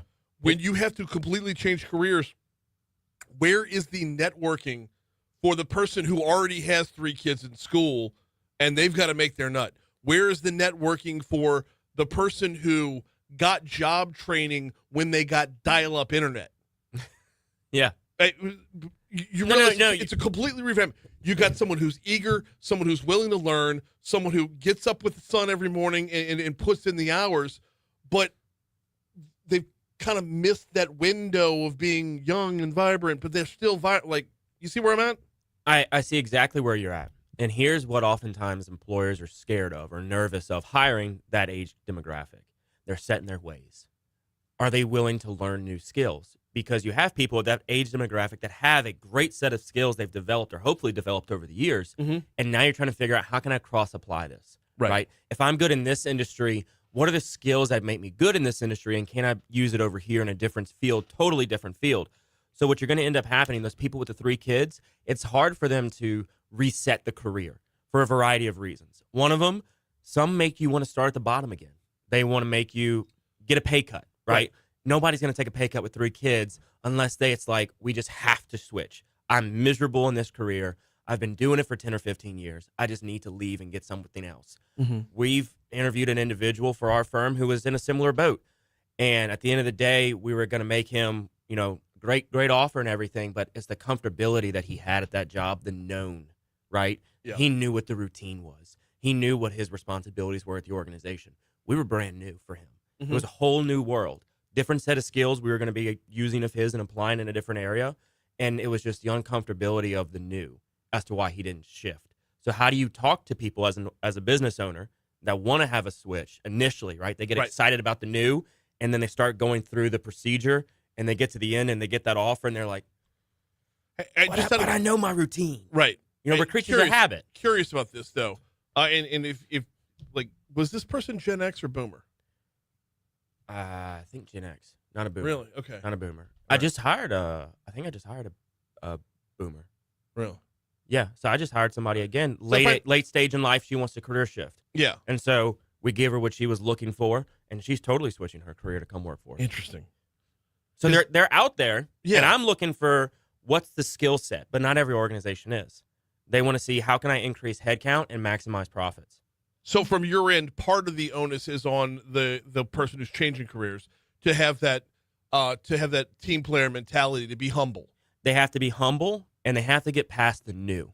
Meaning, you see this job opportunity, and you're stuck in your routine. You're waking up at the same time every day, doing the same thing, going back home, and you're just like, you're in that routine. When you get to that decision point where you've gone through the process, you're excited, you've talked with the family, you've talked with your partner, and you're just like, you know what? This could be really exciting if we pursue this. At the end of the day, you got to be willing to take that leap if you want to really have a career shift. Yeah. Because if not, then you're just going to be back at the same thing you're doing, waking up, and the routine continues, and then those people never know what their potential could be, even in their late 30s, early 40s. Right. So, interestingly enough, I walked this path personally about a decade ago, right? Yeah. Where would you go for TV? Do what? Say what you go for, TV? No. I went from here to an inbound marketing firm. And the owner of that company is Jared Broussard at Blinkchar. Yeah. The owner of that company was like, you've got a skill set that I think you cross over here. You've just got to learn a lot along the way. And I did. And it's daunting at first. But what I found while walking the path, what I found was the more I learned, the more I wanted to learn.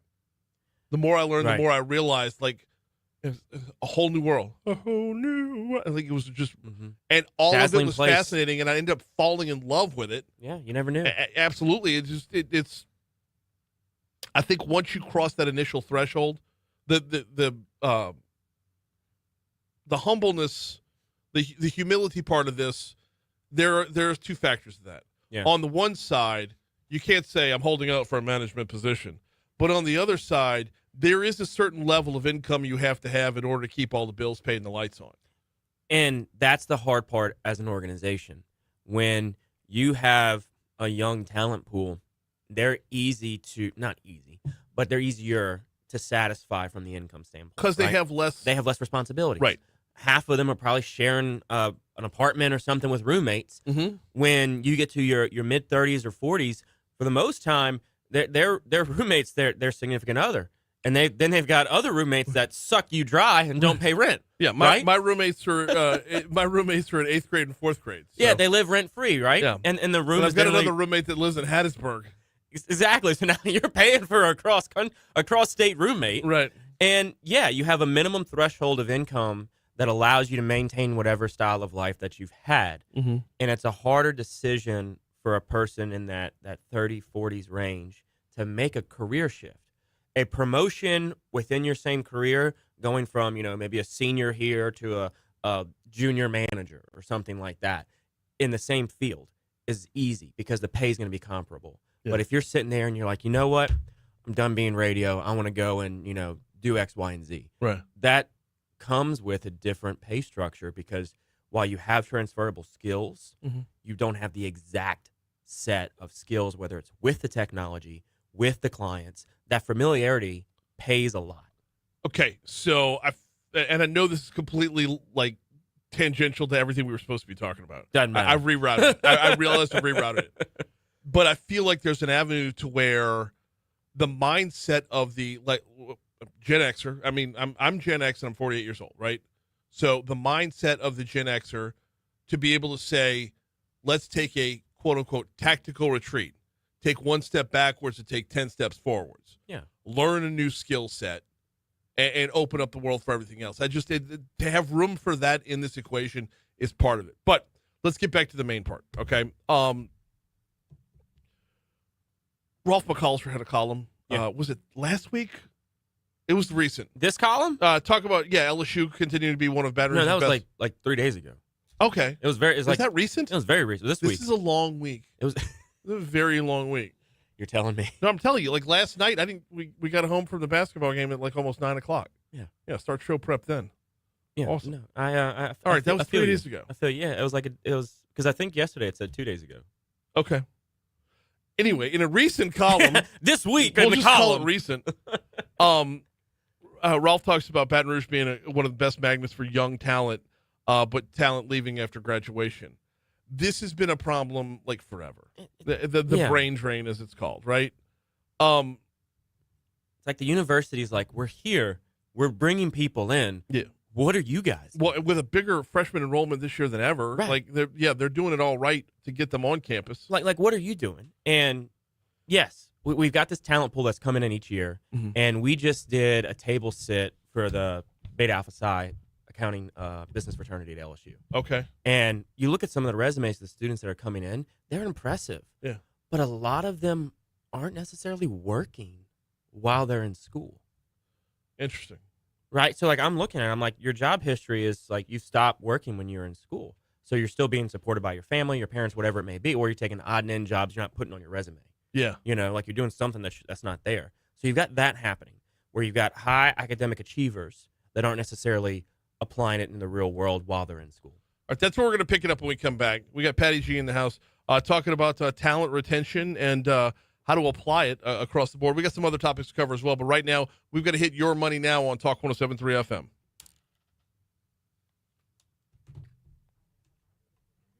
It's difficult to talk about retention of young talent without talking about Philip Morris and R.J. Reynolds.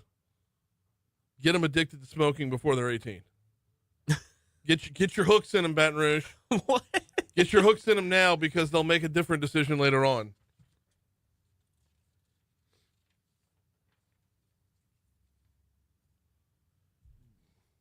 But yeah, like I'm a guy who started late, and 35. Like, you know what? I'm finally gonna do it. Like, it was one of those things, like just taking that leap of like, you know what?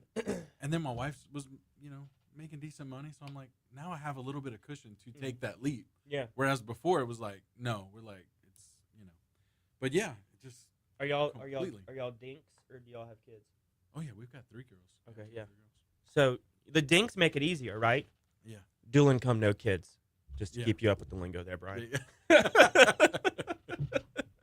Good, because I didn't know that one. See, yeah, I can tell. They have it a lot easier. Yeah. Because you've got Oh, for sure. like they can Oh make my they can make gosh. moves and pivot just Yeah. as easy as the young crowds can. Yeah. So the fact that you now have a generation that's also having kids later Mm-hmm.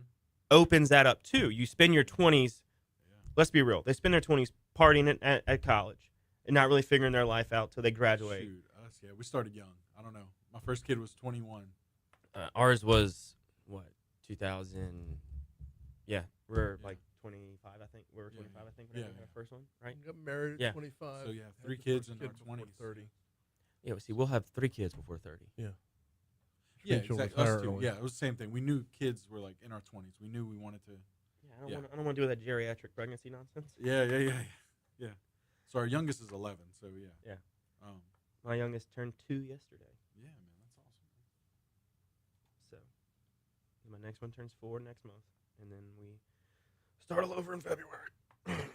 Oh, It'll be fun. It'll be fun. Is that going to be the cap on it, or are you going to No. keep on going? No. Awesome. We want a handful. At 3, you have to switch from a man-to-man to a zone. That's fine. It's all good. They're the two now are. That's like the beauty of us doing them every 2 years. Those first 2, it's 4 and 2. Sonny says, my experience was the opposite. Lot of Young people camaraderie. coming right out of college, first job, expect to make more than people that have been in the industry for 20 years. There is a That's level. a different generation. No, yes, I know. Well, The generation now, 100%, they expect that. yeah, If you don't offer them 6 figures right. because they've been like, for the lack of a better term, corrupted by what they can see on social. Well, yeah. And I personally believe the Glassdoor app is full of shit. I don't believe the numbers that, like, What do they say? basically saying I should be making twice what I make. Oh, but in this market, Yeah. in this market, In a market this size. oh, And it's like, I was about to no, say, like, that's not reality. That's you're nowhere like you're close. you are the market. This organization's the market. Right.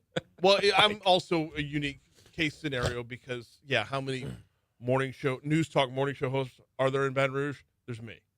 Yeah. There are no other news talk hosts. Condon does his thing. The sports guys do their thing. You're the news guy. Yeah. Like whenever I tell Chat GPT and news in Baton Rouge, it's Brian Haldane. There you go. Yeah. I I win don't by know how much you pay for that. but, No, you know. it's this battle of attrition. I win by default. Last man standing. Yeah, but no, Sonny's absolutely right.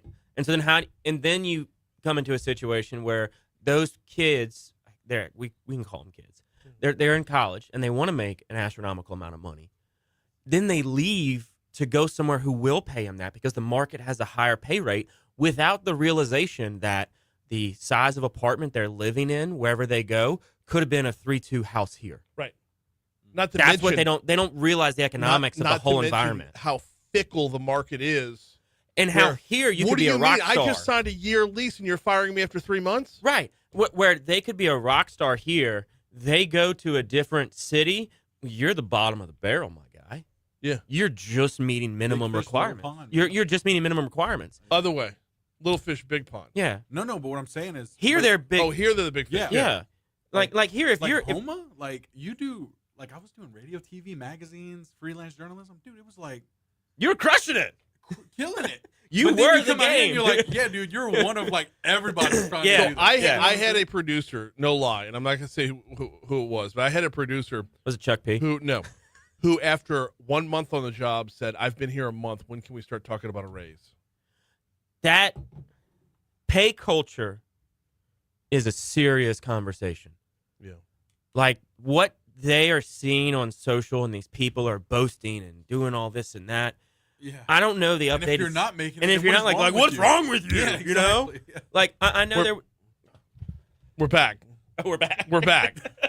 If you're not watching on Facebook Live, you should be. It's we're on Facebook Live every day and YouTube Live every day, courtesy of the folks at Lake Urgent Care, and the conversation never stops. Got heated. It did. What did it get heated? It Not got amongst impassioned. us. Yeah. We weren't Passionate. coming to blows or anything, Right. but Right. Yeah. We're talking about talent retention. We're talking about why the job market in Baton Rouge, it could be better. It could look better. I want to pivot the conversation, though, and I know we've only got 4 minutes left. I know.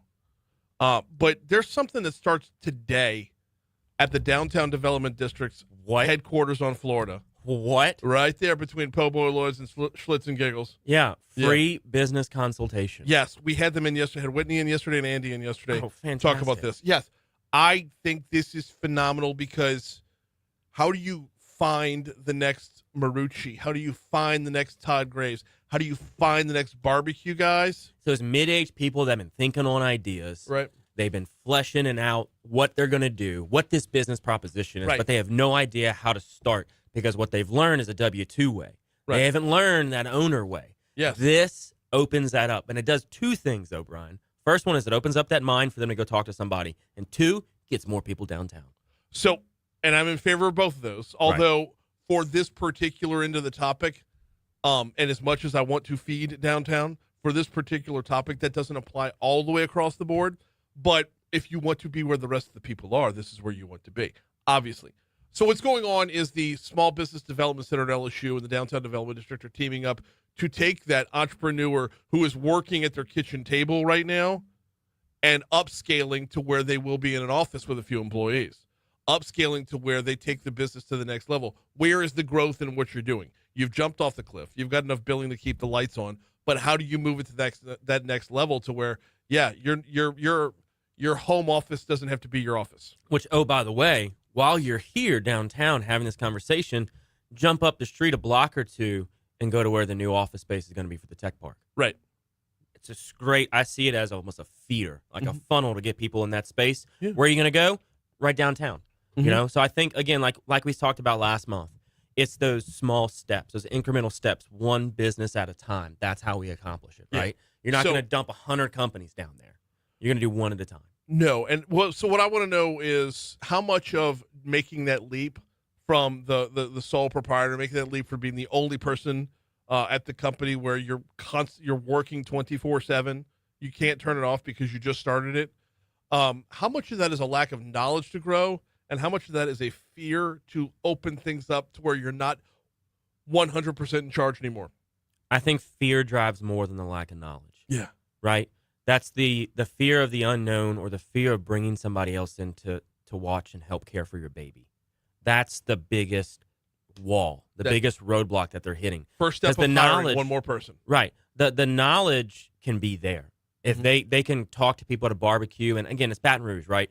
2 connections away, you can talk to anybody you want. Oh, yeah. So it's not the lack of knowledge. It's the fear to ask for help. It's the fear of acknowledging if I give up this task, it's going to free me up to do a whole slew of other things. Right, but if I give up this task, are they going to do it my way? Are they going to do it the right way? If I'm just going to have to go behind them and redo it, it's not worth bringing somebody on. Like, that's the mindset. That's just stubbornness. I understand. But yes, that's still a roadblock. I'm playing a role here. No, that's still a roadblock, Yeah. right? And so I hope that what Downtown Development District can do is start talking people through those 2 big hurdles.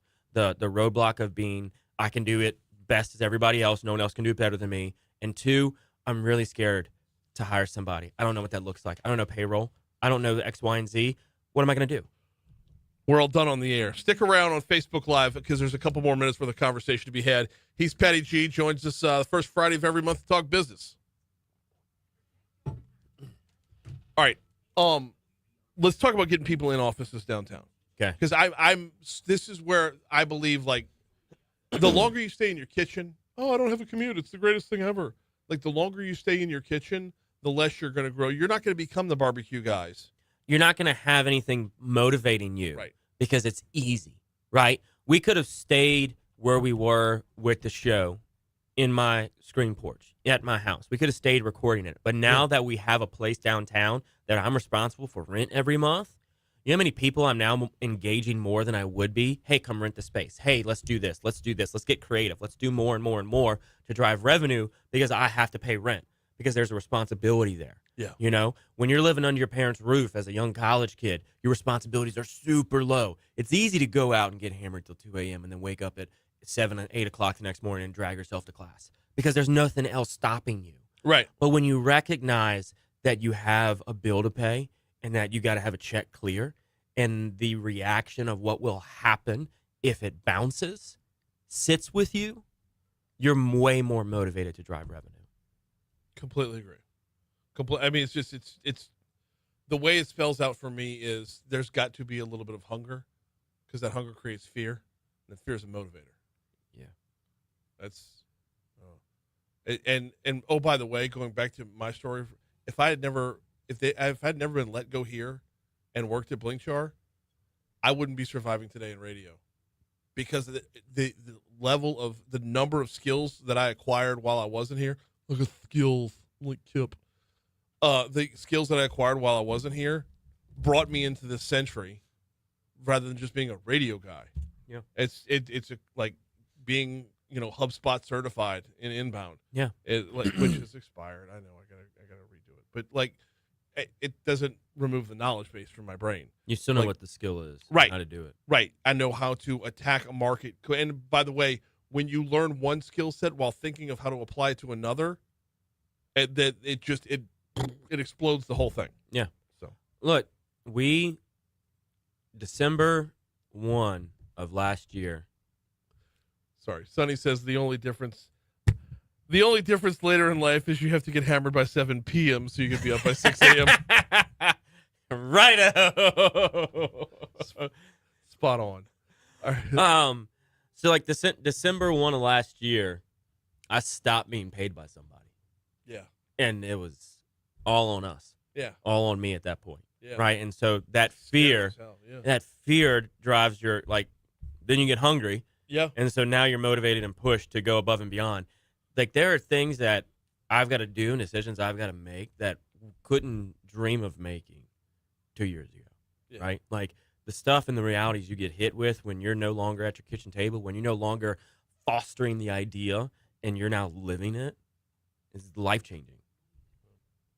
How do you stepping away from the redirect of the career and whatnot? Yeah. Well, no, this kind of dovetails in with it. Is how do you get an entrepreneurial mindset, that level of fear, that level of hunger from the college graduate before they've walked down any other path yet? Because I think that's where a whole lot of potential is too. Make them pay for their own tuition. Yeah. Morning. The man himself. Yeah, man. This is like a hug. I know. How are you doing? No, I mean, it's mostly how I greet these guys, too. Yeah. So it's nothing special. How are you doing? Yeah. Rocco will be here shortly, so excellent. we'll have Ready to eat. po' boys. What are you doing? Talking with this guy. He comes on the first Friday of every month. We talk business. Good deal. You lose some weight? Trying. Yeah, you look good, man. Thank you. Good. How's the fam? Good. Yeah. You know we've got number 3 coming, right? Well, I figured, you weren't slowing down. That's awesome. No, coming good, man. We're doing well, being busy. We'll see actually on my I'm parents. going to email you. When are tax returns going to be? When do they do? 2 weeks. Okay, gotcha. So- I'll hear from you soon. Yeah. We got y'all lined up. Yeah, You're good. make sure money's coming back. Yeah. That's your next question. Yeah, What's yeah. that? Oh, yeah. Money Tax come back. returns. Yeah. Uh-huh. Your Forrester. Refunds. Your Forrester guy. He's pretty good. Oh, yeah? Yeah. Yeah. He, I gave him a little. I connected him with a client that's got 1,700 acres Oh, out yeah. in Woodville, Oh, yeah. and he's just on the call. He's like, "All right, we got a lot we can do with it." Good. So his So first, Corey. yeah, Corey, yeah, he was. Yeah. So he asked me, he was like, "So what's your? How do you like butterflies?" Yeah. He was like, "Well, what can they do for me?" Yeah, get you money. Yeah, From they the get you federal money. government. Yeah. We've applied for the BAT programs and everything. I got a Oh, lot of friends angry. They're Oh, like, yeah. Hey, I want to thank you for helping with the BAT program. Yeah. And they're like, what? I go, yes, you're paying part of it. Yeah. BAT program, pollination fields, and butterfly refuge or butterfly habitat. They'll pay you for all that stuff. Yes. I'd like to thank the federal government, whatever administration passed that. He's like, they'll pay you to cut it. They'll pay you to keep it. They're paying us. They're paying us to cut what we were already going to cut. Exactly. So, So yeah, it's ridiculous. How do we sign up for that? Yeah, exactly. own a tree. All right, buddy. Good. I'll let y'all get back to it. Good to see you. Good to see you. Tell Daggerpine get to work. I will, I know. if he comes in today. Yeah. Bye. All right. Appreciate you, bro. Of Of course, man. We'll see you. See you next time. Yeah. How old's your oldest? 4. 4. He'll So, turn 4 in November. pre-K next year. Yeah. Okay. Little Saints. Yeah. Oh, he's in Little Saints. He will be in Little Saints. He turns 4 in November. He's gonna be young. He's gonna be Oh, young. okay. Yeah. He's gonna be old. I'm there. He needed one more year at jumps, just a little. Yeah. We'll tame him a little bit, you know. I understand. He's come a long way. So we'll take what we can get. All right. Y'all have a good weekend. You too. Tell Rocco to keep it calm. No chance. 8. Oh, good. You heard it. You heard it in the hallway. I heard it. 806 Talk 107.3 FM WBRP Mornings with Brian Haldane rolling right along. I feel like the calm before the storm right now. You know those moments before a hurricane rolls through, leaving nothing but wreckage in its wake? We've got Rocco coming in very shortly here on Talk 107.3 FM. Brian here with you, JP producing, starting off your third hour. Where are we at? 77 in downtown Baton Rouge. We are going to have Foodie Friday of a level that I apologize for. No, I don't. I apologize for nothing. That's it. I apologize for some things. I apologize for most things, but not this. If you've not yet experienced Rocco on the show, well, first of all, where the hell have you been? But secondly, buckle up. It's always a good time, and he will be here in our next segment. Right now, though, we got to let's get to it while we can. What is this?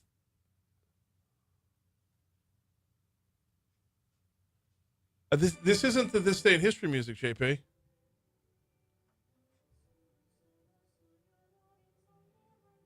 What's happening right now? Oh my Come stai? God in heaven. Fratello, mi chiamo. Oh. Buongiorno. Come stai? This is unbelievable. Mangiano. This is get on a microphone. Mangiano, buongiorno. Fratello. Buongiorno. Bellissimo. This is Come stai? How did this happen? All right, I didn't know it was going to happen like that. If you're listening on the radio, it's a Italian full Heritage Month. I did not know that, and you're like full what Italian the heck Prince is over wrong here. with you? Who you think I'm dressed up as? Machiavelli. That's a good thing. Yeah. That's. No, I'm not far off. I'm Amerigo Vespucci. Oh, okay. I discovered the Americas. All right. It's Italian Heritage Month. It is Italian Heritage Month. All right. I didn't Parle even know that. Italiano. Why is October Italian Heritage Month? Because that's when he discovered the Americas, man. Rocco's in the house. Now, I everybody. was going to be. I didn't know you were JP. going that route. JP. When you said cue the music, I'm like, okay. Well, that's waiting. a beautiful song. It is. I'm to As say performed. goodbye, my own city, what it is all. See, You ever Brian, heard there that are song? things I have to be sorry for as well. So, I was going to be. I have to be sorry for being in on this, but not quite I got to in. give Hayes Conrad this. Brignac a shout out, even though I don't want to. We was walking this morning. I told him what I was doing. I said, I'm going as Marco Polo. Marco Polo. He now? goes, he never discovered nothing. I said, you know, he was a fish out of water. So I decided to go with the American Vespucci. What goes with the I got a taste of Italy for you today. Go for it. I make a tortellini of pasta, What? stuffed it with the ground meat, and the Let's ravioli go. Okay. con spinach e queso romano e parmigiano. Mangiano, mangia, gigalabanza. That means eat, fill your stomach in Spanish. Now listen to me. I'm going to tell you something, JP. I'm going to look at you. Okay, I'm here. Because he ain't going to I believe can't, me. but I can't. I've been off of my ADHD medication. for almost- ADHD for almost Okay, 63 days.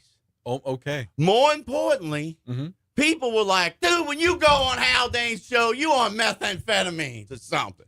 I said, no, man, we drinking a Red Bull. We do drink at a Red Bull. Ah, that was the next that I got it. Then we switched.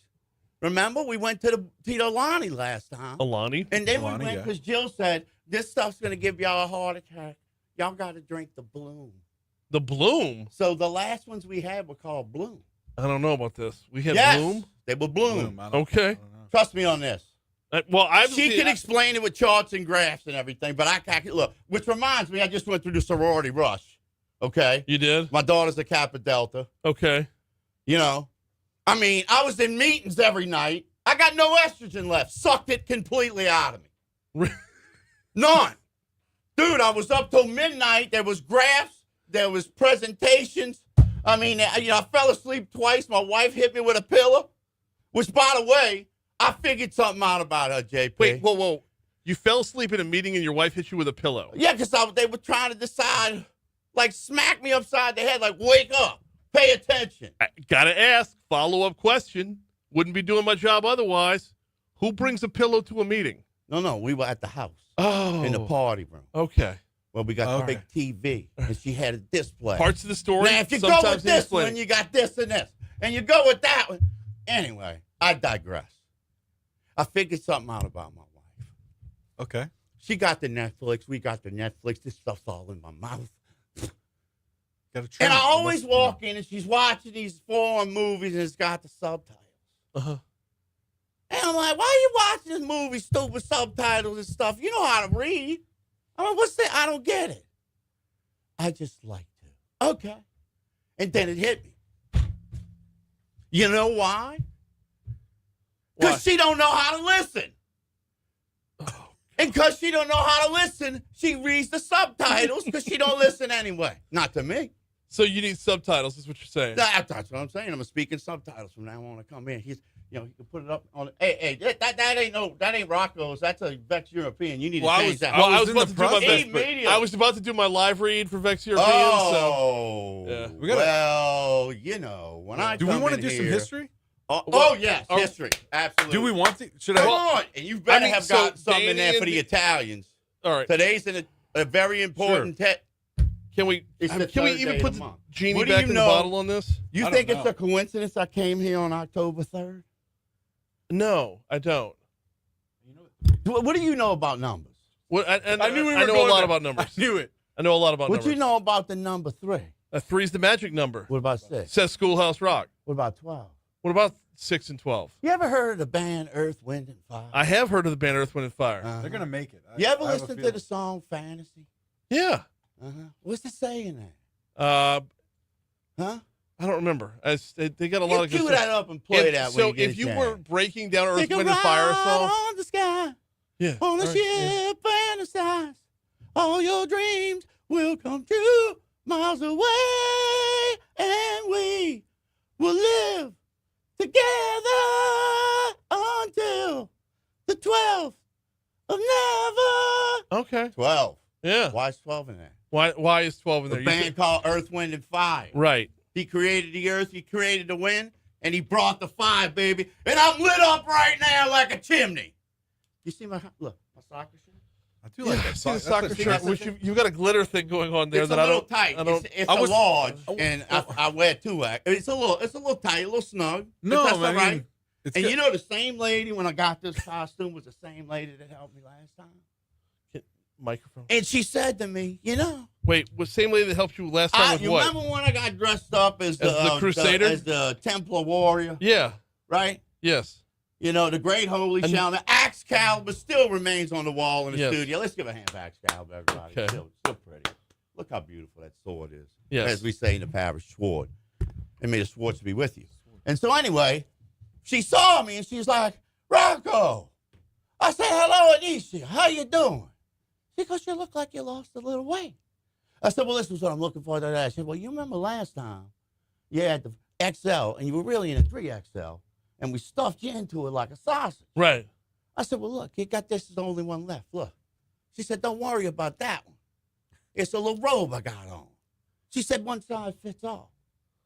I go to put it on. Guess what? It fit. One size didn't fit all. Oh no. So she had to take out some scissors and cut some seams out of here. And it's not because I'm fat, because I can close it. Right. That's why I assume one size did fit all. Look at those pipes, baby. Oh, come on. Look at those guns. Is The this guns what we're of gonna do Nazareth. now? The guns of Nazareth. First of all, you're saying look at a lot for a radio show. Well, you Good. know, people on the Facebook, if they know, they know. And they know to go on Facebook. If they go on Facebook, what do they see? They see this. They see right here. This with the crown and the That- beard. it's not a and the- crown. It's a sailor's hat. Oh, well, with the gold coming up, it looks like, okay. Well, I mean, I was an explorer, Amerigo Vespucci. When I discovered Americas, I steal the gold and I make a hat out of it. It looks like a Crown Royal. And, Like, you know, like the bag. You're right, but it was $7.99. Okay. So I couldn't beat that price. They had one for like $30. I said, no, I can't do it. No. You got to. Not for Haldane. No. Maybe for Gordy. Yeah. What? Are you kidding me? Almost I certainly for offered Flynn. I saw Flynn when I came in. Yeah. I said, come here, man. You're a man of kindness, compassion, and generosity. I know you are. Do me a favor. Here's what. You want me to donate some money? No. I'll give you $1,000 to fire Gordy. Why? Because he won't give me tickets. Still. Tickets? To anything. I got you covered. I got you covered. Say it again. I got you covered. I means you. Yeah. Gordy, can I get some tickets to the game? I don't know, man. We're a little backed up. I get tickets to, can we go on a field one time? I don't care if we play Southwestern Nebraska School of, whatever. Mm-hmm. We already have those committed. What did I ever do to him to earn this disrespect? You waited too long? On the 3rd. You waited too long? You going to that country concert with me? I'm not going to the concert. Mm-hmm. Every ticket I'm acquiring is going to somebody else. So, in honor of the month of, you coined this month a certain name. Oh, this is the 3rd of October. The 3rd of October. That's right. So in honor of a term coined and penned by Mr. Brian Haldane, the month of October, we'll be rocking it out. And we just, August 8th was our 25th year in business at the Drusilla location. Yes. So the entire month we brought back a lot of our Italian dishes, because when we open, menus in restaurants over a 25-year span fluctuate. They change. You add stuff, you take some stuff. We used to have an entire line of pastas. I didn't know that. Tortellini, Nunicelli, Fuscatati, whatever. We had it. Just be careful with that. We had it. And, we brought it back as a giveaway all through the month of August. Every Friday, we gave away tortellini, rigatoni stuffed with cheese, whatever it was. And everybody loved it so much that they now have called for us to bring it back. Now, we got to go to break.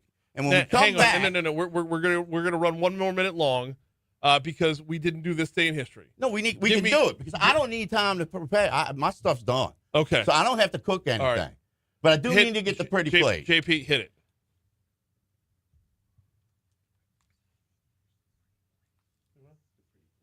It should be in the. I'll get it during break. All right. Yep. Shout out to 5 Star Printing and Signs, 271-4096. You already know. Danny and his team, they've got you covered.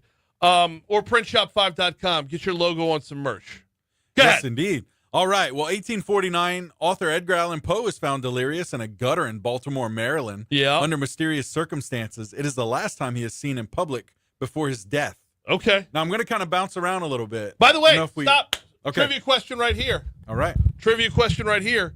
What city did you say that was in?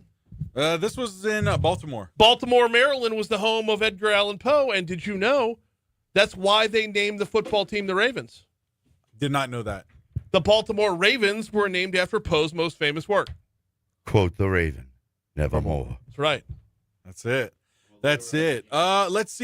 This is a strange set. 1991, MC Hammer was offered a $50,000 reward for the return of Michael Jackson's white glove, which had been stolen from the Motown Museum.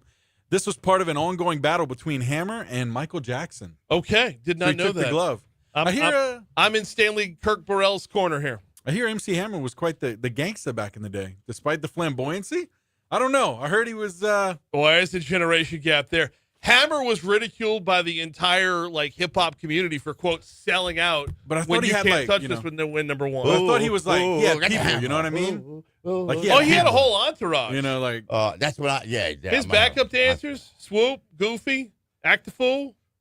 Yeah, man. Act the Fool. Listen to he this was the one that had the hair. Bro, this guy, I'm impressed, dude.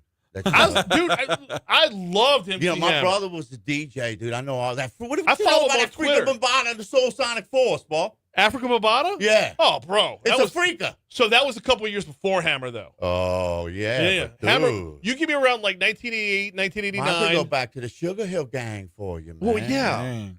Come Yeah. on. You ever Like heard that. of the Sugar Hill Gang? Of course. That's of it. course. Hip, hip, hip, hip, hip. Hey, Stop it, speaking you of don't music, stop, rock in the beat, 2011, bang, bang, according to a new scientific research, Queen's "We Are the Champions" was found to be the catchiest song ever written. Okay. Yeah, I disagree. yeah. Apparently, it's one of I think 11. YMCA by the Village People is up there too, All right. and the Final Countdown as well. Give me one more. Then we got to keep moving. I know. 'cause You want we're to move so on to late. birthdays? Yeah, let's move on to birthdays. What about Hey, you know what was the catchiest song ever written? "Sweet Escape" by Gwen Stefani. There we go. Not really, but it's her birthday, so I figured I'd throw that one out there. Hey, there we go. Also, Stevie Ray Vaughan, Nev Campbell, ASAP Rocky today as well. Oh, that's a Rihanna's catchy husband. song. I love Bad. No. We'll stop. Oh. Oh, by the way, also this day in history in 1995, Yep. OJ was found not guilty. Yeah, he was. In 2008, he was found guilty, though. Yep. A lot of OJ today. Oh, man. Let's see. Yep. Deaths here. I don't really have any notable. Well, no, I had a couple more birthdays though. Oh, okay. Where'd he go? Where'd he go? Where'd Rocco go? Today is the birthday of St. Francis of Assisi, Italian saint. Yeah, well, you left. All right. Also, Al Sharpton, All not right. an Italian saint. Not an Italian saint. Close. Janet Leigh for deaths today. Okay. Known for her roles in And Woody Guthrie. What national day Yep. you got? Man, I got Buy British Day. Buy British Day. If you're British and you're bi, today's your day. No. National Techies Day? No, I didn't mean it like that. Buy. B-U-Y. Oh. Buy British. Oh. I mean, they sound effeminate. National Techies Day. Let's get to a break. Golly. Oh my gosh. Okay.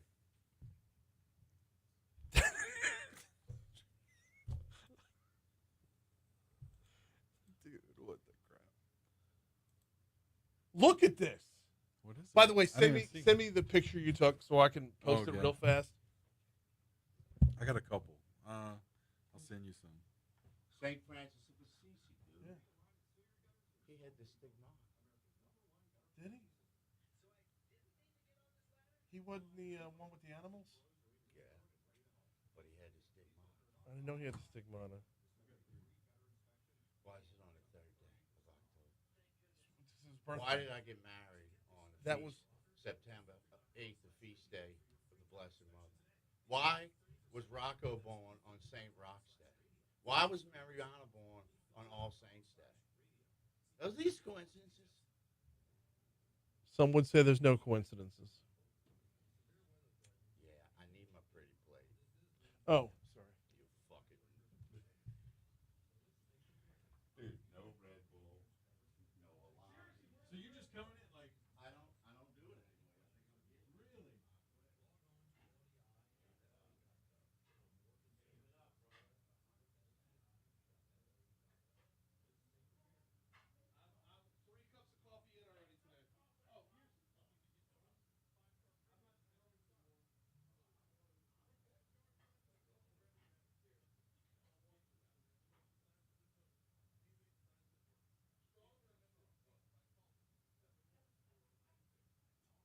That's a good point, Byron. He should be wearing a beard net, dealing with this food. Well, excuse my language. I got tortellini and I've got that taken care of, bro. I'm never sick at sea, man. What's wrong with you? What's wrong with him? Like I'm not prepared, dude. What's wrong with this guy? There's something really wrong with him, JB. Something really wrong with him. Well, see, I didn't know you were waiting for the music to be queued up to come in. Yeah, I forgot to get So when you text me, I was like, "Oh, we're about to go." Okay. Did you send me the? your number. Yeah, you should have gotten you should have gotten 4 of them. I used to call It says they were delivered. Okay, thank you. whatever her name is, Alejandra.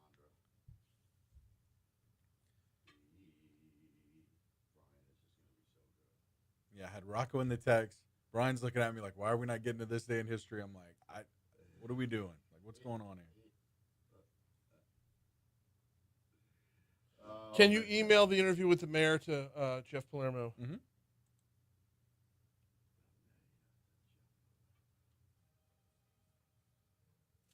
Oh, shit. Frank Sinatra Italian flavors here. I don't know. I didn't know what to expect.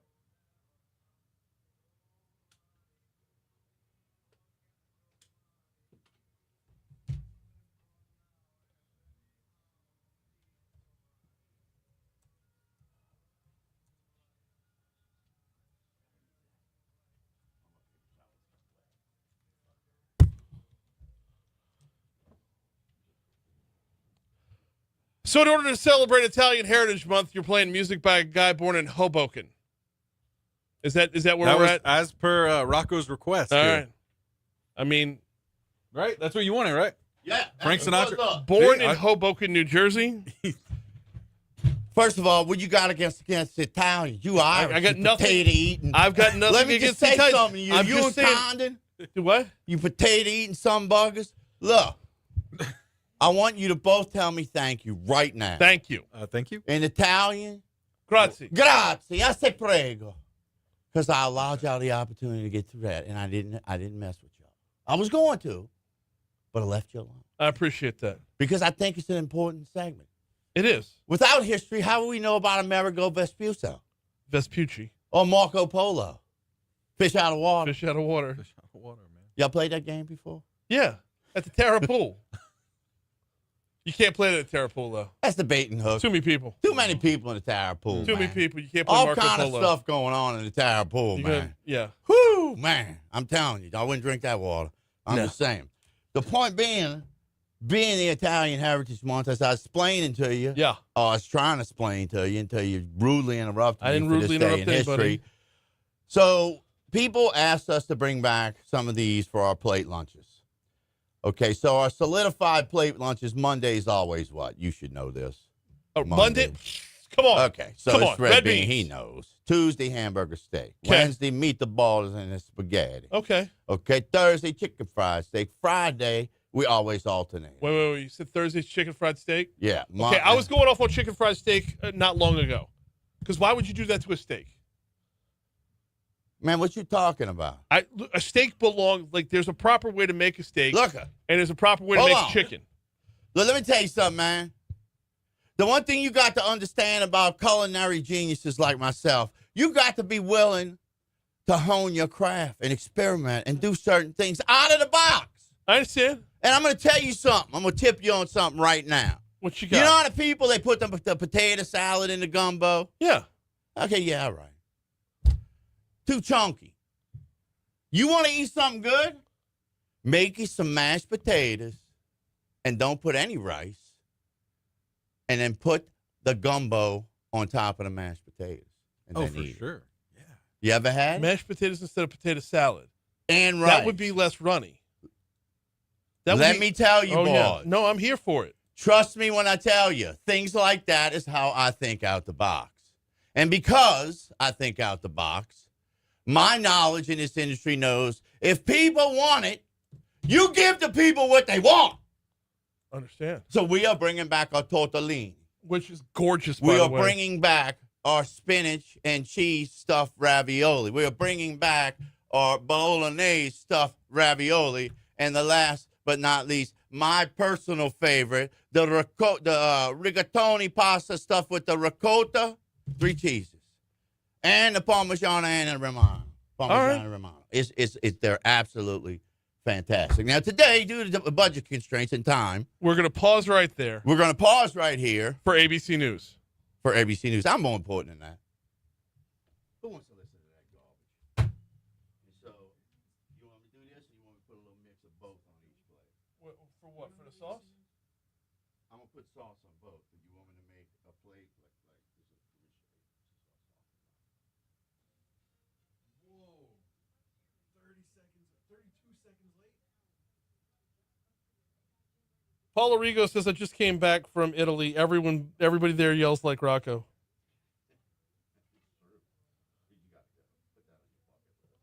I want to go back to Ireland. Okay, we get it. You're Irish. I mean, I've been there. I Right. was drunk and I kissed the damn Barney Stone. Blarney Stone. They all were laughing at me. Or if you kissed Barney Stone, you got issues. Well, I didn't get the joke. Because when I kissed the Barney Stone, all the locals were laughing. And you know why? Why? Because they piss on the Barney Stone. So stupid Americans can kiss it. So I'm ready to go. You tell me what you want to do. Do what you do. No, I mean, it's ready to be served. So you tell me when you want to get to that part is my point. Oh, in the next segment. Yeah, that's all I'm saying. Well, hell, I can run the taste test in the break so I can talk about it in the next segment. Hey, man, why don't you fucking relax for a second? When am I not relaxed? Are you fucking kidding me? When am I I not relaxed? coached basketball with you. What do you mean you're not relaxed? Oh, You more tighter than the air drum on a snare's ass. You should have seen Abby last night, bro. She was in fuego. Hitting step back threes because Carrie's in town, so she's trying to show off for her sister. So, yeah, busting step back threes, up 35-6 over St. Thomas More. She's hitting a step back three. Oh, well, I mean, if you got the juice, bro, you got it. She's taking it up a notch this year, man. She's running right there with little Dalmo. Who you coaching with? I'm not coaching her. They don't let parents coach 8th grade. Oh, that's right. We get it because they had to. Right. What you want, a piece of bread? I did wash my hands, so No. I don't want y'all to think I'm taking a shit. No, you know who's coaching her? Jalen Cherry. Who? Former LSU women's player. Jalen Cherry. Oh, yeah. I know who you're talking about.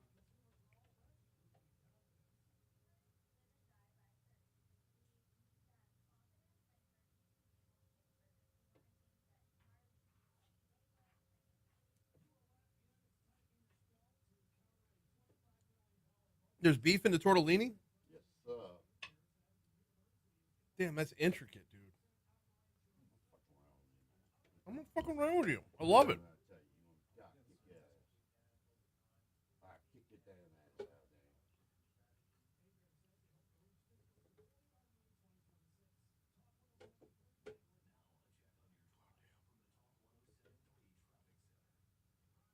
Only thing you got to be careful, man, when you cook them. All you got to do is this: you throw them in the hot water, man. And as soon as you can get them out, like about 4 minutes, you get them out.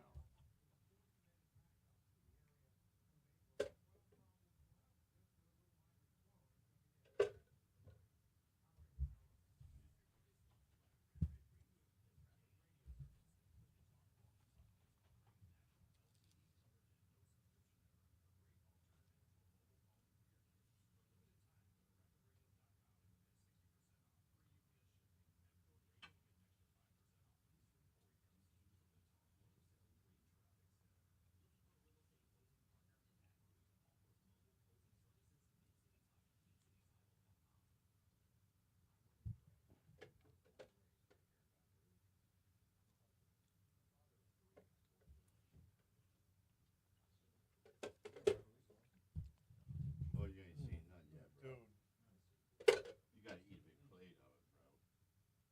It's slap your damn arm. we're going to let everybody sample when the show's over. Oh, shit, I'm going to leave it all here. Do whatever you want. This is beautiful.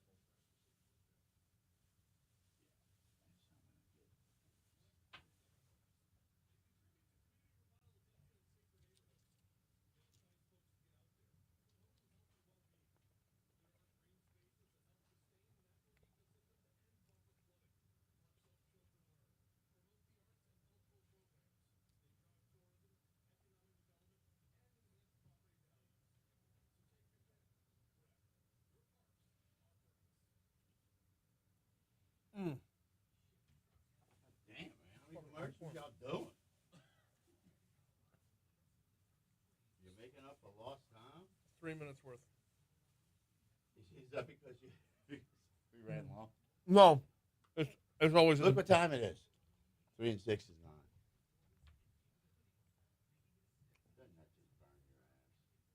What? Oh, yeah. Oh my word! All right. Let me take that picture. Yeah, take a picture of a round one because it always presents better than a square plate. Square plates go like fish. Is that right? That is so, sir. Daryl Orso texts in. He says, Rocco's Day in History. He opened up below a washateria. Ain't there no more. And he sent the picture. What? He's absolutely right. Yeah, ain't there no more. No, it isn't. Yep. Look at that. I'll be gosh diggity dang.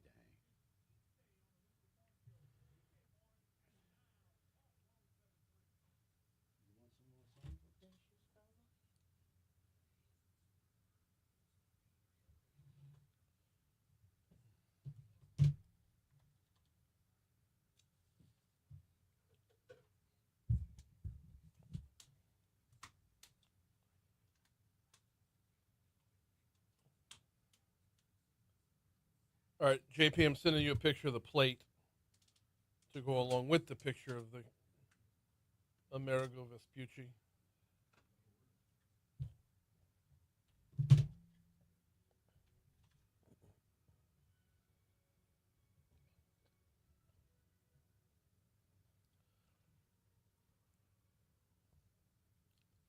Keep it going underneath the Vex European spot.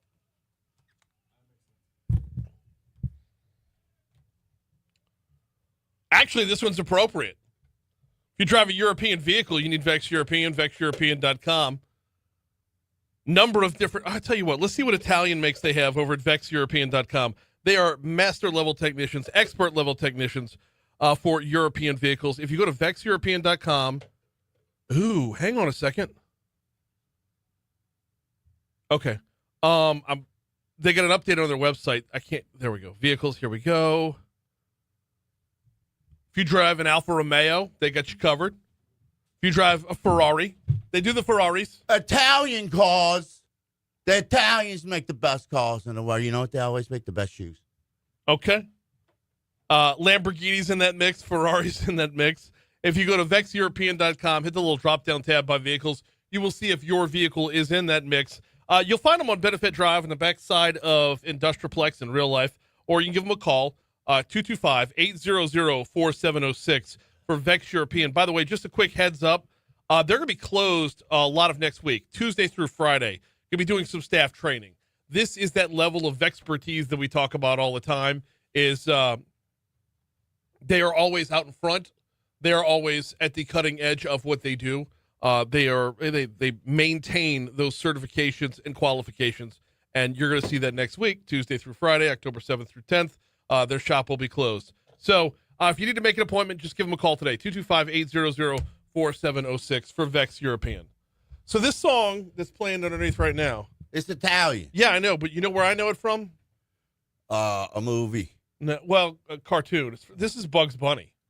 I know this from Bugs Bunny. I never watched Bugs Bunny. Really? Nah. You learn a lot watching Bugs Bunny. Nah, a lot of the opera. I like the Speed Racer and the Racer X. Okay. And what was this car called? Speed Racer's car was... Oh, y'all gotta be kidding me. The Mach 5, man. Mach What's 5. wrong That's with right. y'all? That's right. And the Justice League. Wonder Twin Powers, activate. Yes. Shape of a canoe. Canoe. And the other one, Shape of Water. And they would make a river and ride down it together. I remember Shape that. of a P-road. That's right.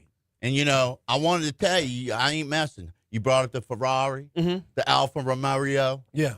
named after Jason Romero and Steve Romero. Well, it's Romeo, R-O-M-E-O. Hey, man. Not No, R-O-M-E-R-O. you don't know how to enunciate the Italian language. You don't know the knack, dude. Look, you're Irish. Go eat a potato. Look, so here's the thing, honestly. All kidding aside, I want to show you something. Because you know I like my tennis shoes. What kind of tennis shoes I always wear? Hokas. Hookahs, right? Now, I'm going to show y'all something right now. You know, you ever see the movie Boomerang? When the dad comes out, he's got the mushroom. You've got to coordinate. Yeah. Yes. That's what I always do, and I'm always on the cutting edge of fashion. Check these out, my boy. Watch the pasta. Right next to the food. What is this? What are Those they? are called What a are Theodora tennis shoe. Theodora. And look on the back of them. What do you see? Oh, a little Italian flag. Look what's on my chest, brother. You got to move the You beard. got to though. move the beard there, Oh. Sodom. There you go. Wait. Viva Italia! He's wearing an Italian soccer jersey. Viva Italia! And so, we've always been known for the best po' boys. That look, hey, Rocco's you know- has been known for the best po' boys, not the Italians. okay, so the best po' boys, Rocco's, 25 years, 30 in the game total. As Darryl also just pointed out, he Yep. texted Mr. Haldane, took a picture of the Ain't There Anymore, the building on Charm Street that eventually we wound up buying and sold it to a developer, and they knocked it down. They ain't do nothing with it. So disrespectful. But you know what? He paid me, so he can do what he wants with it. All right? Yes. So the point being, the coordination is a massive part of everything that I do. The hair always looks good, the shirts. You know, what do you got? That's what us Italians do. So the Theodoras, you can't get them anywhere unless you order them online. That's why I'm on the cutting edge of fashion. All right. Unless you go to Nordstrom Rack, they got them there for like $65. Sure. You ever been Do to Nordstrom? No. You ever been to Nordstrom Rack? No. Dude. Man, you can buy shirts there $100 for $22.50. Okay. You got to know where to go, man. Okay. And, you know, before we get into this pasta, I want to make an announcement. I already got my pasta. I got a full review ready to Before go. we talk to everybody about it, you know, this year coming up, I'm going to be in the KKT ball. Tim Barfield has asked me to serve as one of his dukes. We've been a part of the organization on and off for years with all our kids. It is the actual first ball of the Mardi Gras season, and I am doing like you did, raising money for cancer. Okay. Mary Bird Perkins, which a lot of people don't know, and I'm going to spell it out for you right now. It's exactly like St. Jude. Mm-hmm. All donation driven. Anybody that comes there gets treated. Don't care what needs done. It doesn't matter. Mm-hmm. What a tremendous organization and something that the people of this community can utilize. And I am so proud that I was asked by Tim to be a part of this. And I have to raise money. So if you go to the KTDL web, make it. It don't have to be for me, but make a donation because it's a great organization for our community. And Mary Bird has done tremendous things. And if you ever have an opportunity to check that facility out, go check it out. Now, on to the pasta. Yes. Known for the best po' boys, right? Right. But we have always been able to handle New Orleans cuisine, Italian cuisine, whatever. So we recently, as I said and alluded to earlier, celebrated our 25th year in Drusilla, and we served these pastas that you're going to taste now, and we're going to show the viewing audience on Facebook. And people wanted them, liked them so much, they were like, can you please bring them back as a lunch special? So Yes. we will start alternating these again as lunch specials, which we stopped doing. Because as you said in the break, man, it's tortellini. What's in it? Well, we stuff it with Was ground beef. meat. Yeah. Ground meat and a little veal. And, Right. And, you know, man, that must be time consuming. Well, it is. Mm-hmm. But how does it taste? It's phenomenal. And I'm going to get into it because I tried mine during the last break. It's so good, he's coughing. Yeah. I tried mine during the last break, both the tortellini and the ravioli. I got to dig in during the last break. Show that off for the Facebook audience, if you would, there. And the YouTube And audience see, as well. I'm giving them a round plate. I'm handing a round plate. Why? I don't know. Because of Mario Vescobuso, he figured out that the world was not flat. He's so close. Yeah. So close. Yeah, he thought it was round. I'll just let you run That's with why he discovered America. The other guys thought they were going to fall off the end of the earth. Okay. So a round plate, not square. See, this one's square and flat. And I Yeah. told you, what about this plate? What is generally served on this? On that plate? Yeah. You What- said fish in on a square restaurants, plate. fish and Why? Why fish on a square plate? Look, I can Is there explain rhyme it or with reason? charts and graphs, but can you just believe me for once? I do. No, For the love that's all and holy. if I didn't believe you, I wouldn't ask why. I would say I don't believe you. You ever been to Del Bella Vista Boca? Del Boca Vista? Yeah, you ever been there? No, because I don't think it's a real place. It's on Seinfeld. I want to go, and I want Okay. one of those astronaut pins. All right, so here All right. is the second one. It's all the same. We have the tortellini pasta. It's a different plate. It looks different. Yeah, but it's wood still- plate looks better. Yeah, but if I show it off to the audience, They wouldn't know the difference. No, It's a smaller plate. Now you crashing and stealing my thunder. No, it's because a I was small- gonna tell them this was rigatoni and stuff. They ain't gonna know. Well, how they would got they know gravy that? all over. How would they know that? Because I'm telling them and they're gonna believe us. You ever seen Forrest Gump? Mama said ain't nothing wrong with a little white lie. Oh my gosh, man. The things I do to get the ratings up on this show. I mean, I'm over here sweating. I'm dehydrated. Get me a water, please. Hey, Osama, you gotta lose the beard. I'm about to literally lose the beard. All right, I will agree with you because I'm about to die. The hat goes back on. No, but the hat. okay. No, dude, the hat. Yeah, well, the hair always. Let looks good, let the head breathe for a minute. Yeah, and so. All right, you want me to unveil the? No, you're good. No, there, you're too. good. You're fine. It's just. Check that out. All right. How's the hair look though, bro? How does it still look good? And because in honor of Italian American Month, right? I put about, I don't know, an extra 3 slicks of the I like that. Casamota oil I put in the morning. You're not a Dapper Dan man. Nah. Run the Dapper Dan through that. I like All right. I like the Aussie. We good stuff. had 3 minutes till break, so I want to actually Yes, please because do. this is phenomenal. Thank okay, you. first of all, awesome job incorporating beef into today's episode. Beef Industry Council. Shout out beef@whatsfordinner.com. Now you've got the beef. Do you think it's my first time at the rodeo? Please No, go I on. don't. Go I'm on. just trying to compliment you. So when you have the beef and the veal together inside the tortellini, the sauce still is the star of the show here. We ground it up together. Okay. Yes. We don't put But the sauce is still the star of the show here. You're not doing something with the beef to make it overpowering, like it's going to have a conflicting flavor inside. It remains complementary off to the side a little bit. Thank you. And I'm glad you called it sauce because it is called sauce. A gravy is totally something different. But go on. Well, and we've broken that down Yes, before. we have. We've broken down the difference and between by the sauce now, and gravy. your listening audience, they are in the know. So. Yeah. So when you add the sauce to it, the sweetness of the sauce that goes on Not it. too sweet. Do what? Not too sweet. Oh, it's perfect sweet. It's a little sweet. You know why? It's because it's sweet enough to let the cheese, the Parmesan on top of it, curb it down a little bit. But my whole point here is that it remains complementary to it instead of having to overpower it. If you were over seasoning the beef before you put it in there, that would make for a completely different texture, or not texture, but flavor profile. Yes, and look, just a key. When you do your sauce or a ragu, is what they call it typically in Sicily. Mm-hmm. You got to have all 3 meats to season it. You got to have the pork, the ground meat, and the veal. Yeah. You got to have all 3. And my grandmother, because she loved my grandma Conchetta, Gloriosa, Fasulo. Okay. She liked the flavor that the pork gave so much, she would actually put a pigtail. Interesting. A pigtail. You know the pigtails? You can buy them. You got pigtails, cow hoofs, pig feet. Yeah. And she would take one. You know how I don't know if they brine it or they put it in vinegar, whatever they do with it. And she would take it and she would wash it off and let it soak to get all of that out of it. Right. And then throw that in with the gravy, the sauce when she was making it. And one of the things that I love the most is I would take that sucker out after it's been simmering for about 8 hours and just the gelatinous fat on it. Yeah. You could just take it and it would just break off the bone and eat it. You And answered my question. And fabulous. So the tail has fat too. Yes. And it's just like, what's the other thing a lot of people eat? I'll think of it, but ossobuco. You cook ossobuco so long, yeah, that's a piece of veal with a bone in it. Right. And when you cook it long enough, it falls off the bone. Right. That's when you know you've cooked it right and it's good to go. And so the bone that goes in it is jam-packed with marrow.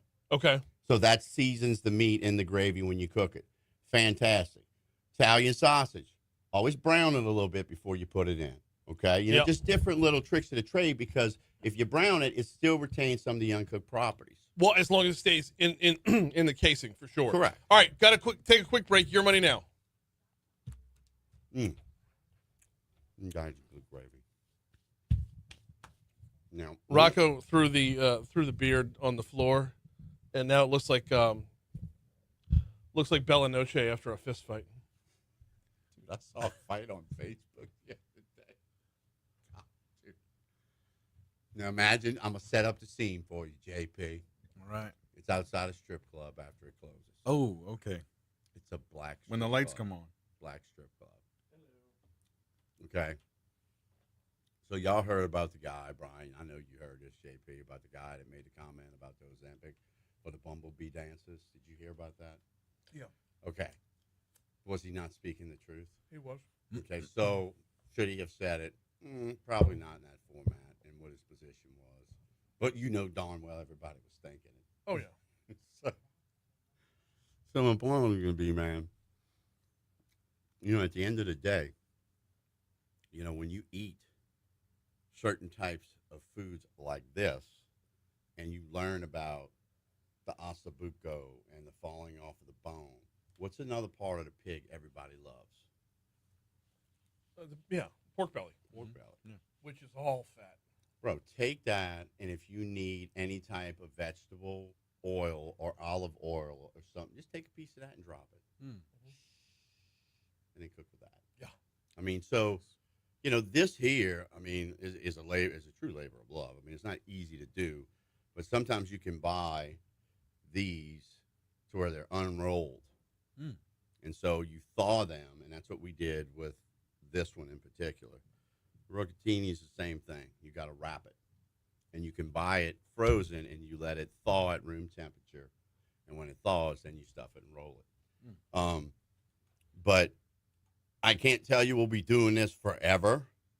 It certainly is easier to come in here and do something like this, Right. as opposed to having to do the po' boy and make it and bring it in, and also, let's just say you might be seeing more of it than you think down the road. Okay. Nice. But there is plenty, man. So That's awesome. I'll put it all in these bowls, or you want me to put them on a plate, We'll do the bowls. and then everybody So can get a everybody little can sandwich. sample, And you yeah. can take these and shave them off, and take one for y'all. Y'all eat these. I'm going I'll to. let everybody else. I already had a little bowl, dude. I'm already Hey, full. You want the big plate? No, I'm golden. I promise I'm golden. You're golden. Golden like. I like to Pony Boy. hear that. Your arm is shiny. Yeah. You're keeping it polished. Golden like Pony Boy. I got dents and dinks and scrapes in mine, but this Yeah, something everybody should. always shiny, dude. Tomorrow's your adoration day, huh? I'll be there 4 a.m. Ask me how I know that, JP. Because I know when he goes. I know when his day is. I know when Hayes. And if you can bank it and bet your ass I'll be there tomorrow morning. Because he does everything he can do to try not pay attention to me so he doesn't laugh. He will look away. He'll look into the stars. And Can you blame him though? not really. Oh man! And what time? 4 in the morning? Oh yeah. 4 a.m. on the 4 one a.m. day when I'm allowed to sleep in. Yeah. So. Oh, see, you sleeping in there a lot. Don't lie. I don't, do. don't you bear false witness in front of this young man. No. I've been in that time some What? bitch been sleeping, dude, snoring when I've been. Hey, man, Sleep in the pew. Huh? wake up. Or when he's doing that, I'll come in and I'll put a song on. I'll put my headphones on. I'll just start singing. Oh man. What's wrong with you, man? So I'm trying to pray. Yeah, you praying? I and you don't- sleep. I Freaking don't. snoring back there. I don't deny sleeping. The Bible says, "Come to me, and I will give you rest." That's right. That's what Jesus said. man. You go to adoration to get what you need. I Matthew think I 11, need sleep. 28. I got an idea. What's that? Maybe I should use this costume and be a wrestler. Okay, that'd be cool. There you go. I mean, look. What would be your wrestling name? Facebook I sound don't off. know. What I would could what would get a Give Rocco a different- wrestling name. Yeah. Yes, let's do Get a that. different hat and maybe come out as like. That's a game day hat right there, boss. That's purple and gold. That's why I got it. No, that's not why I got it. What color is this? Jerry the That's King red. Lawler, dude? He doesn't have anything on Rocco. That's red, What color is this? purple and gold. What's colors off face? Do what? What colors off face? Red, purple, I don't know. Is there red? red. Royalty.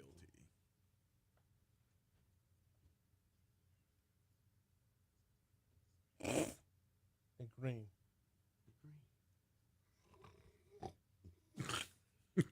I want to talk about the That's so good. we did the tortellini, so I want to Yeah. talk about the ravioli as well. The ravioli is fantastic. So good. You are gonna love it. I already did love it. I'm talking Jake. Oh, all right. Oh, I gave you some too. Oh, guess who I'm interviewing today? The president? Jake Tapper. I have no idea. Oh, yeah. I know that dude. He's got a book out. I like his show. Yeah. When are you interviewing him for for what? Sunday show? Saturday show? Is Saturday No, tape delayed? What the fuck goes on with that? Sunday is. What show comes on a weekend? I'm confused as hell sometimes. Because sometimes it comes, I don't know what damn day it is, dude.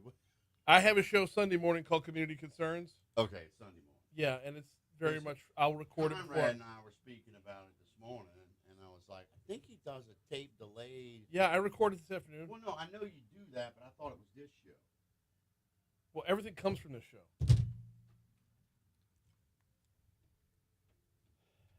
Did you pick this one? I was gonna say because this is from The Godfather. It is from The Godfather, and I asked him to close with this one because one of these days you'll be able to do the favor for The Godfather. I'm just a little surprised. Normally, when we talk Italian heritage, we don't talk about the criminals. Always got to go bad. You're Breaking Bad all the time. Why you got to bring up? I didn't ask. I'm trying to clean up the image of the Italian American so I can raise a lot of requesting money. the song from The Godfather. Well, I was going to dance a little bit with you and waltz, and then you go once again stealing my thunder. I didn't do it. Tell them about that ravioli. Oh my God, the ravioli. So the way the flavors come together between It's the stuffed spinach, with what? Spinach and ricotta cheese or ricotta cheese. When you mash those two together like that, the flavors explode together. Now, Rock, what I want to ask you about is when you're cooking the pasta itself. This has got to be very quick turnaround, right? I mean, it's almost like blanching it before you pull it back out again. So when you cook stuff that's stuffed and what have you, first put a little bit of salt in your water. Of course. A little splash of olive oil, okay? Mhm. Prevents it all sticking together. But when you drop it in, you want it frozen. Try not to do it fresh, okay? Frozen, I know, fresh. But fresh, I mean, the minute it hits the water, it's going to start breaking apart. So you got to be real quick about it. Yeah. So if you're feeding a family, you want to freeze it, and then you boil the water, you drop it in 4 minutes, and then you take it out. And then you put it in a colander, hit it with some cold water, and then once it, make sure you get it to dry, and then you throw a little bit of olive oil on. You do the same thing with the tortellini? Absolutely. Okay. And so this is, stuffed with, the other one we'll be serving also is one that's a bolognese, a ravioli. It's going to have the three, ground meat, pork. Love a bolognese. And so delicious, And so one of the things too about the red sauce Brian brought up, you do need to put a little sugar in there to break the acidity down. So don't put too much, but always, always, always put some good cheese in your sauce. In the sauce. In the sauce. Not just on top. Not like the Parmesan on top. Yeah, don't put like a block of freaking, Parmigiano Romano. Get yourself one of those little things when a waiter comes over and you got a little grinder. Yeah. And just grind a little layer on the top and mix it in. And, it'll break down and that'll actually help curb that sweetness down a little bit. Okay. So, yeah, but the equation there is you want to make it sweet first and then curb it back. Correct. Now, always just leave it alone. remember, never, ever, ever, ever add too much of anything in the beginning. Why? Because you can always add more, but there you can't take it out. You can never take it back. Yeah. It's like when I came in here and you cursed at me. I'll never forget. Never forget. People will never remember. Always remember this, people. They'll never remember what you say to them, but they will always remember how you made them feel. 3358. And you make me feel loved when I come here, you two dudes. And that's why I 3358 Drusilla Lane. 248-1999. 30 years in the business, 25 years. The month of Rocktober has started. Be looking for all our specials and everything. Go to social media on our social media platforms or visit our website, www.rockosneworleanspoboys.com. Awesome. All right. So we're all done on the air. As far as Facebook is concerned. I just broke my thing. Oh, jeez.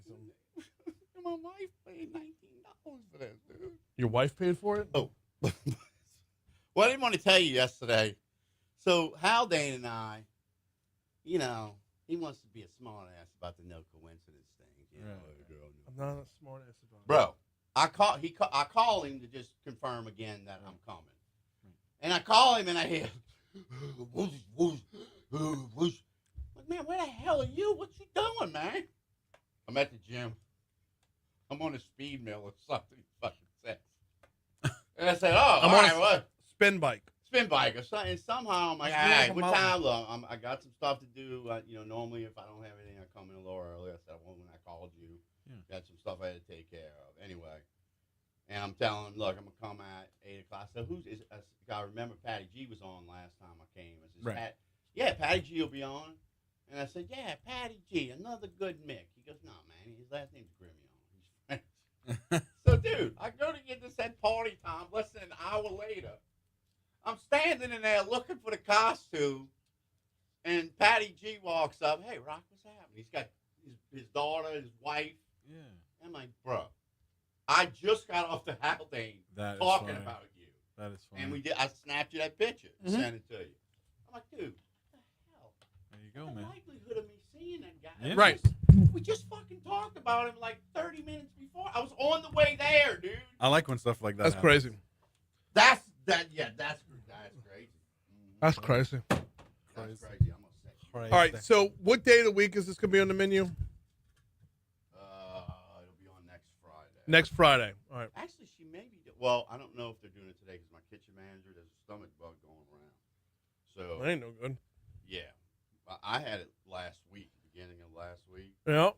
and then so she got it. She went home early, and if she comes in, then we'll probably do the tortellini today. Okay. But if she can't, then they'll probably just do something like the etouffee or something that's easy because we already have it cooked, and all you gotta do is heat it up. Got two more questions for you before we sign off on Facebook. So I get you back on the microphone. So the tortellini, you would just go with the regular sauce, no meat, like a bolognese, because there's already meat in the tortellini, right? I mean, no. Let me rephrase that. Okay, so when you stuff it, I'm just referring to bolognese because it has those three meats in it. Right. Bolognese is the gravy with it's all the meats in it. It's broken down. But the meat that goes into the bolognese is what we put in it. There's no gravy in the inside. But that's is that what I'm, you're asking me? No, that's not what I'm asking you. I'm saying if you make the tortellini, right, and then the sauce you're going to add to the tortellini probably shouldn't be a bolognese sauce because then you got meat on meat. No. I guess to clarify that, what I was meaning is that we put the three meats that go into a bolognese on the inside, and you're correct. You ladle the gravy on top. Yes. Okay, which is really sauce. All right. So conversely, with the I've said the word 18 times in the last half hour. Now I can't remember it. The cheese? No, the ravioli. Good Lord.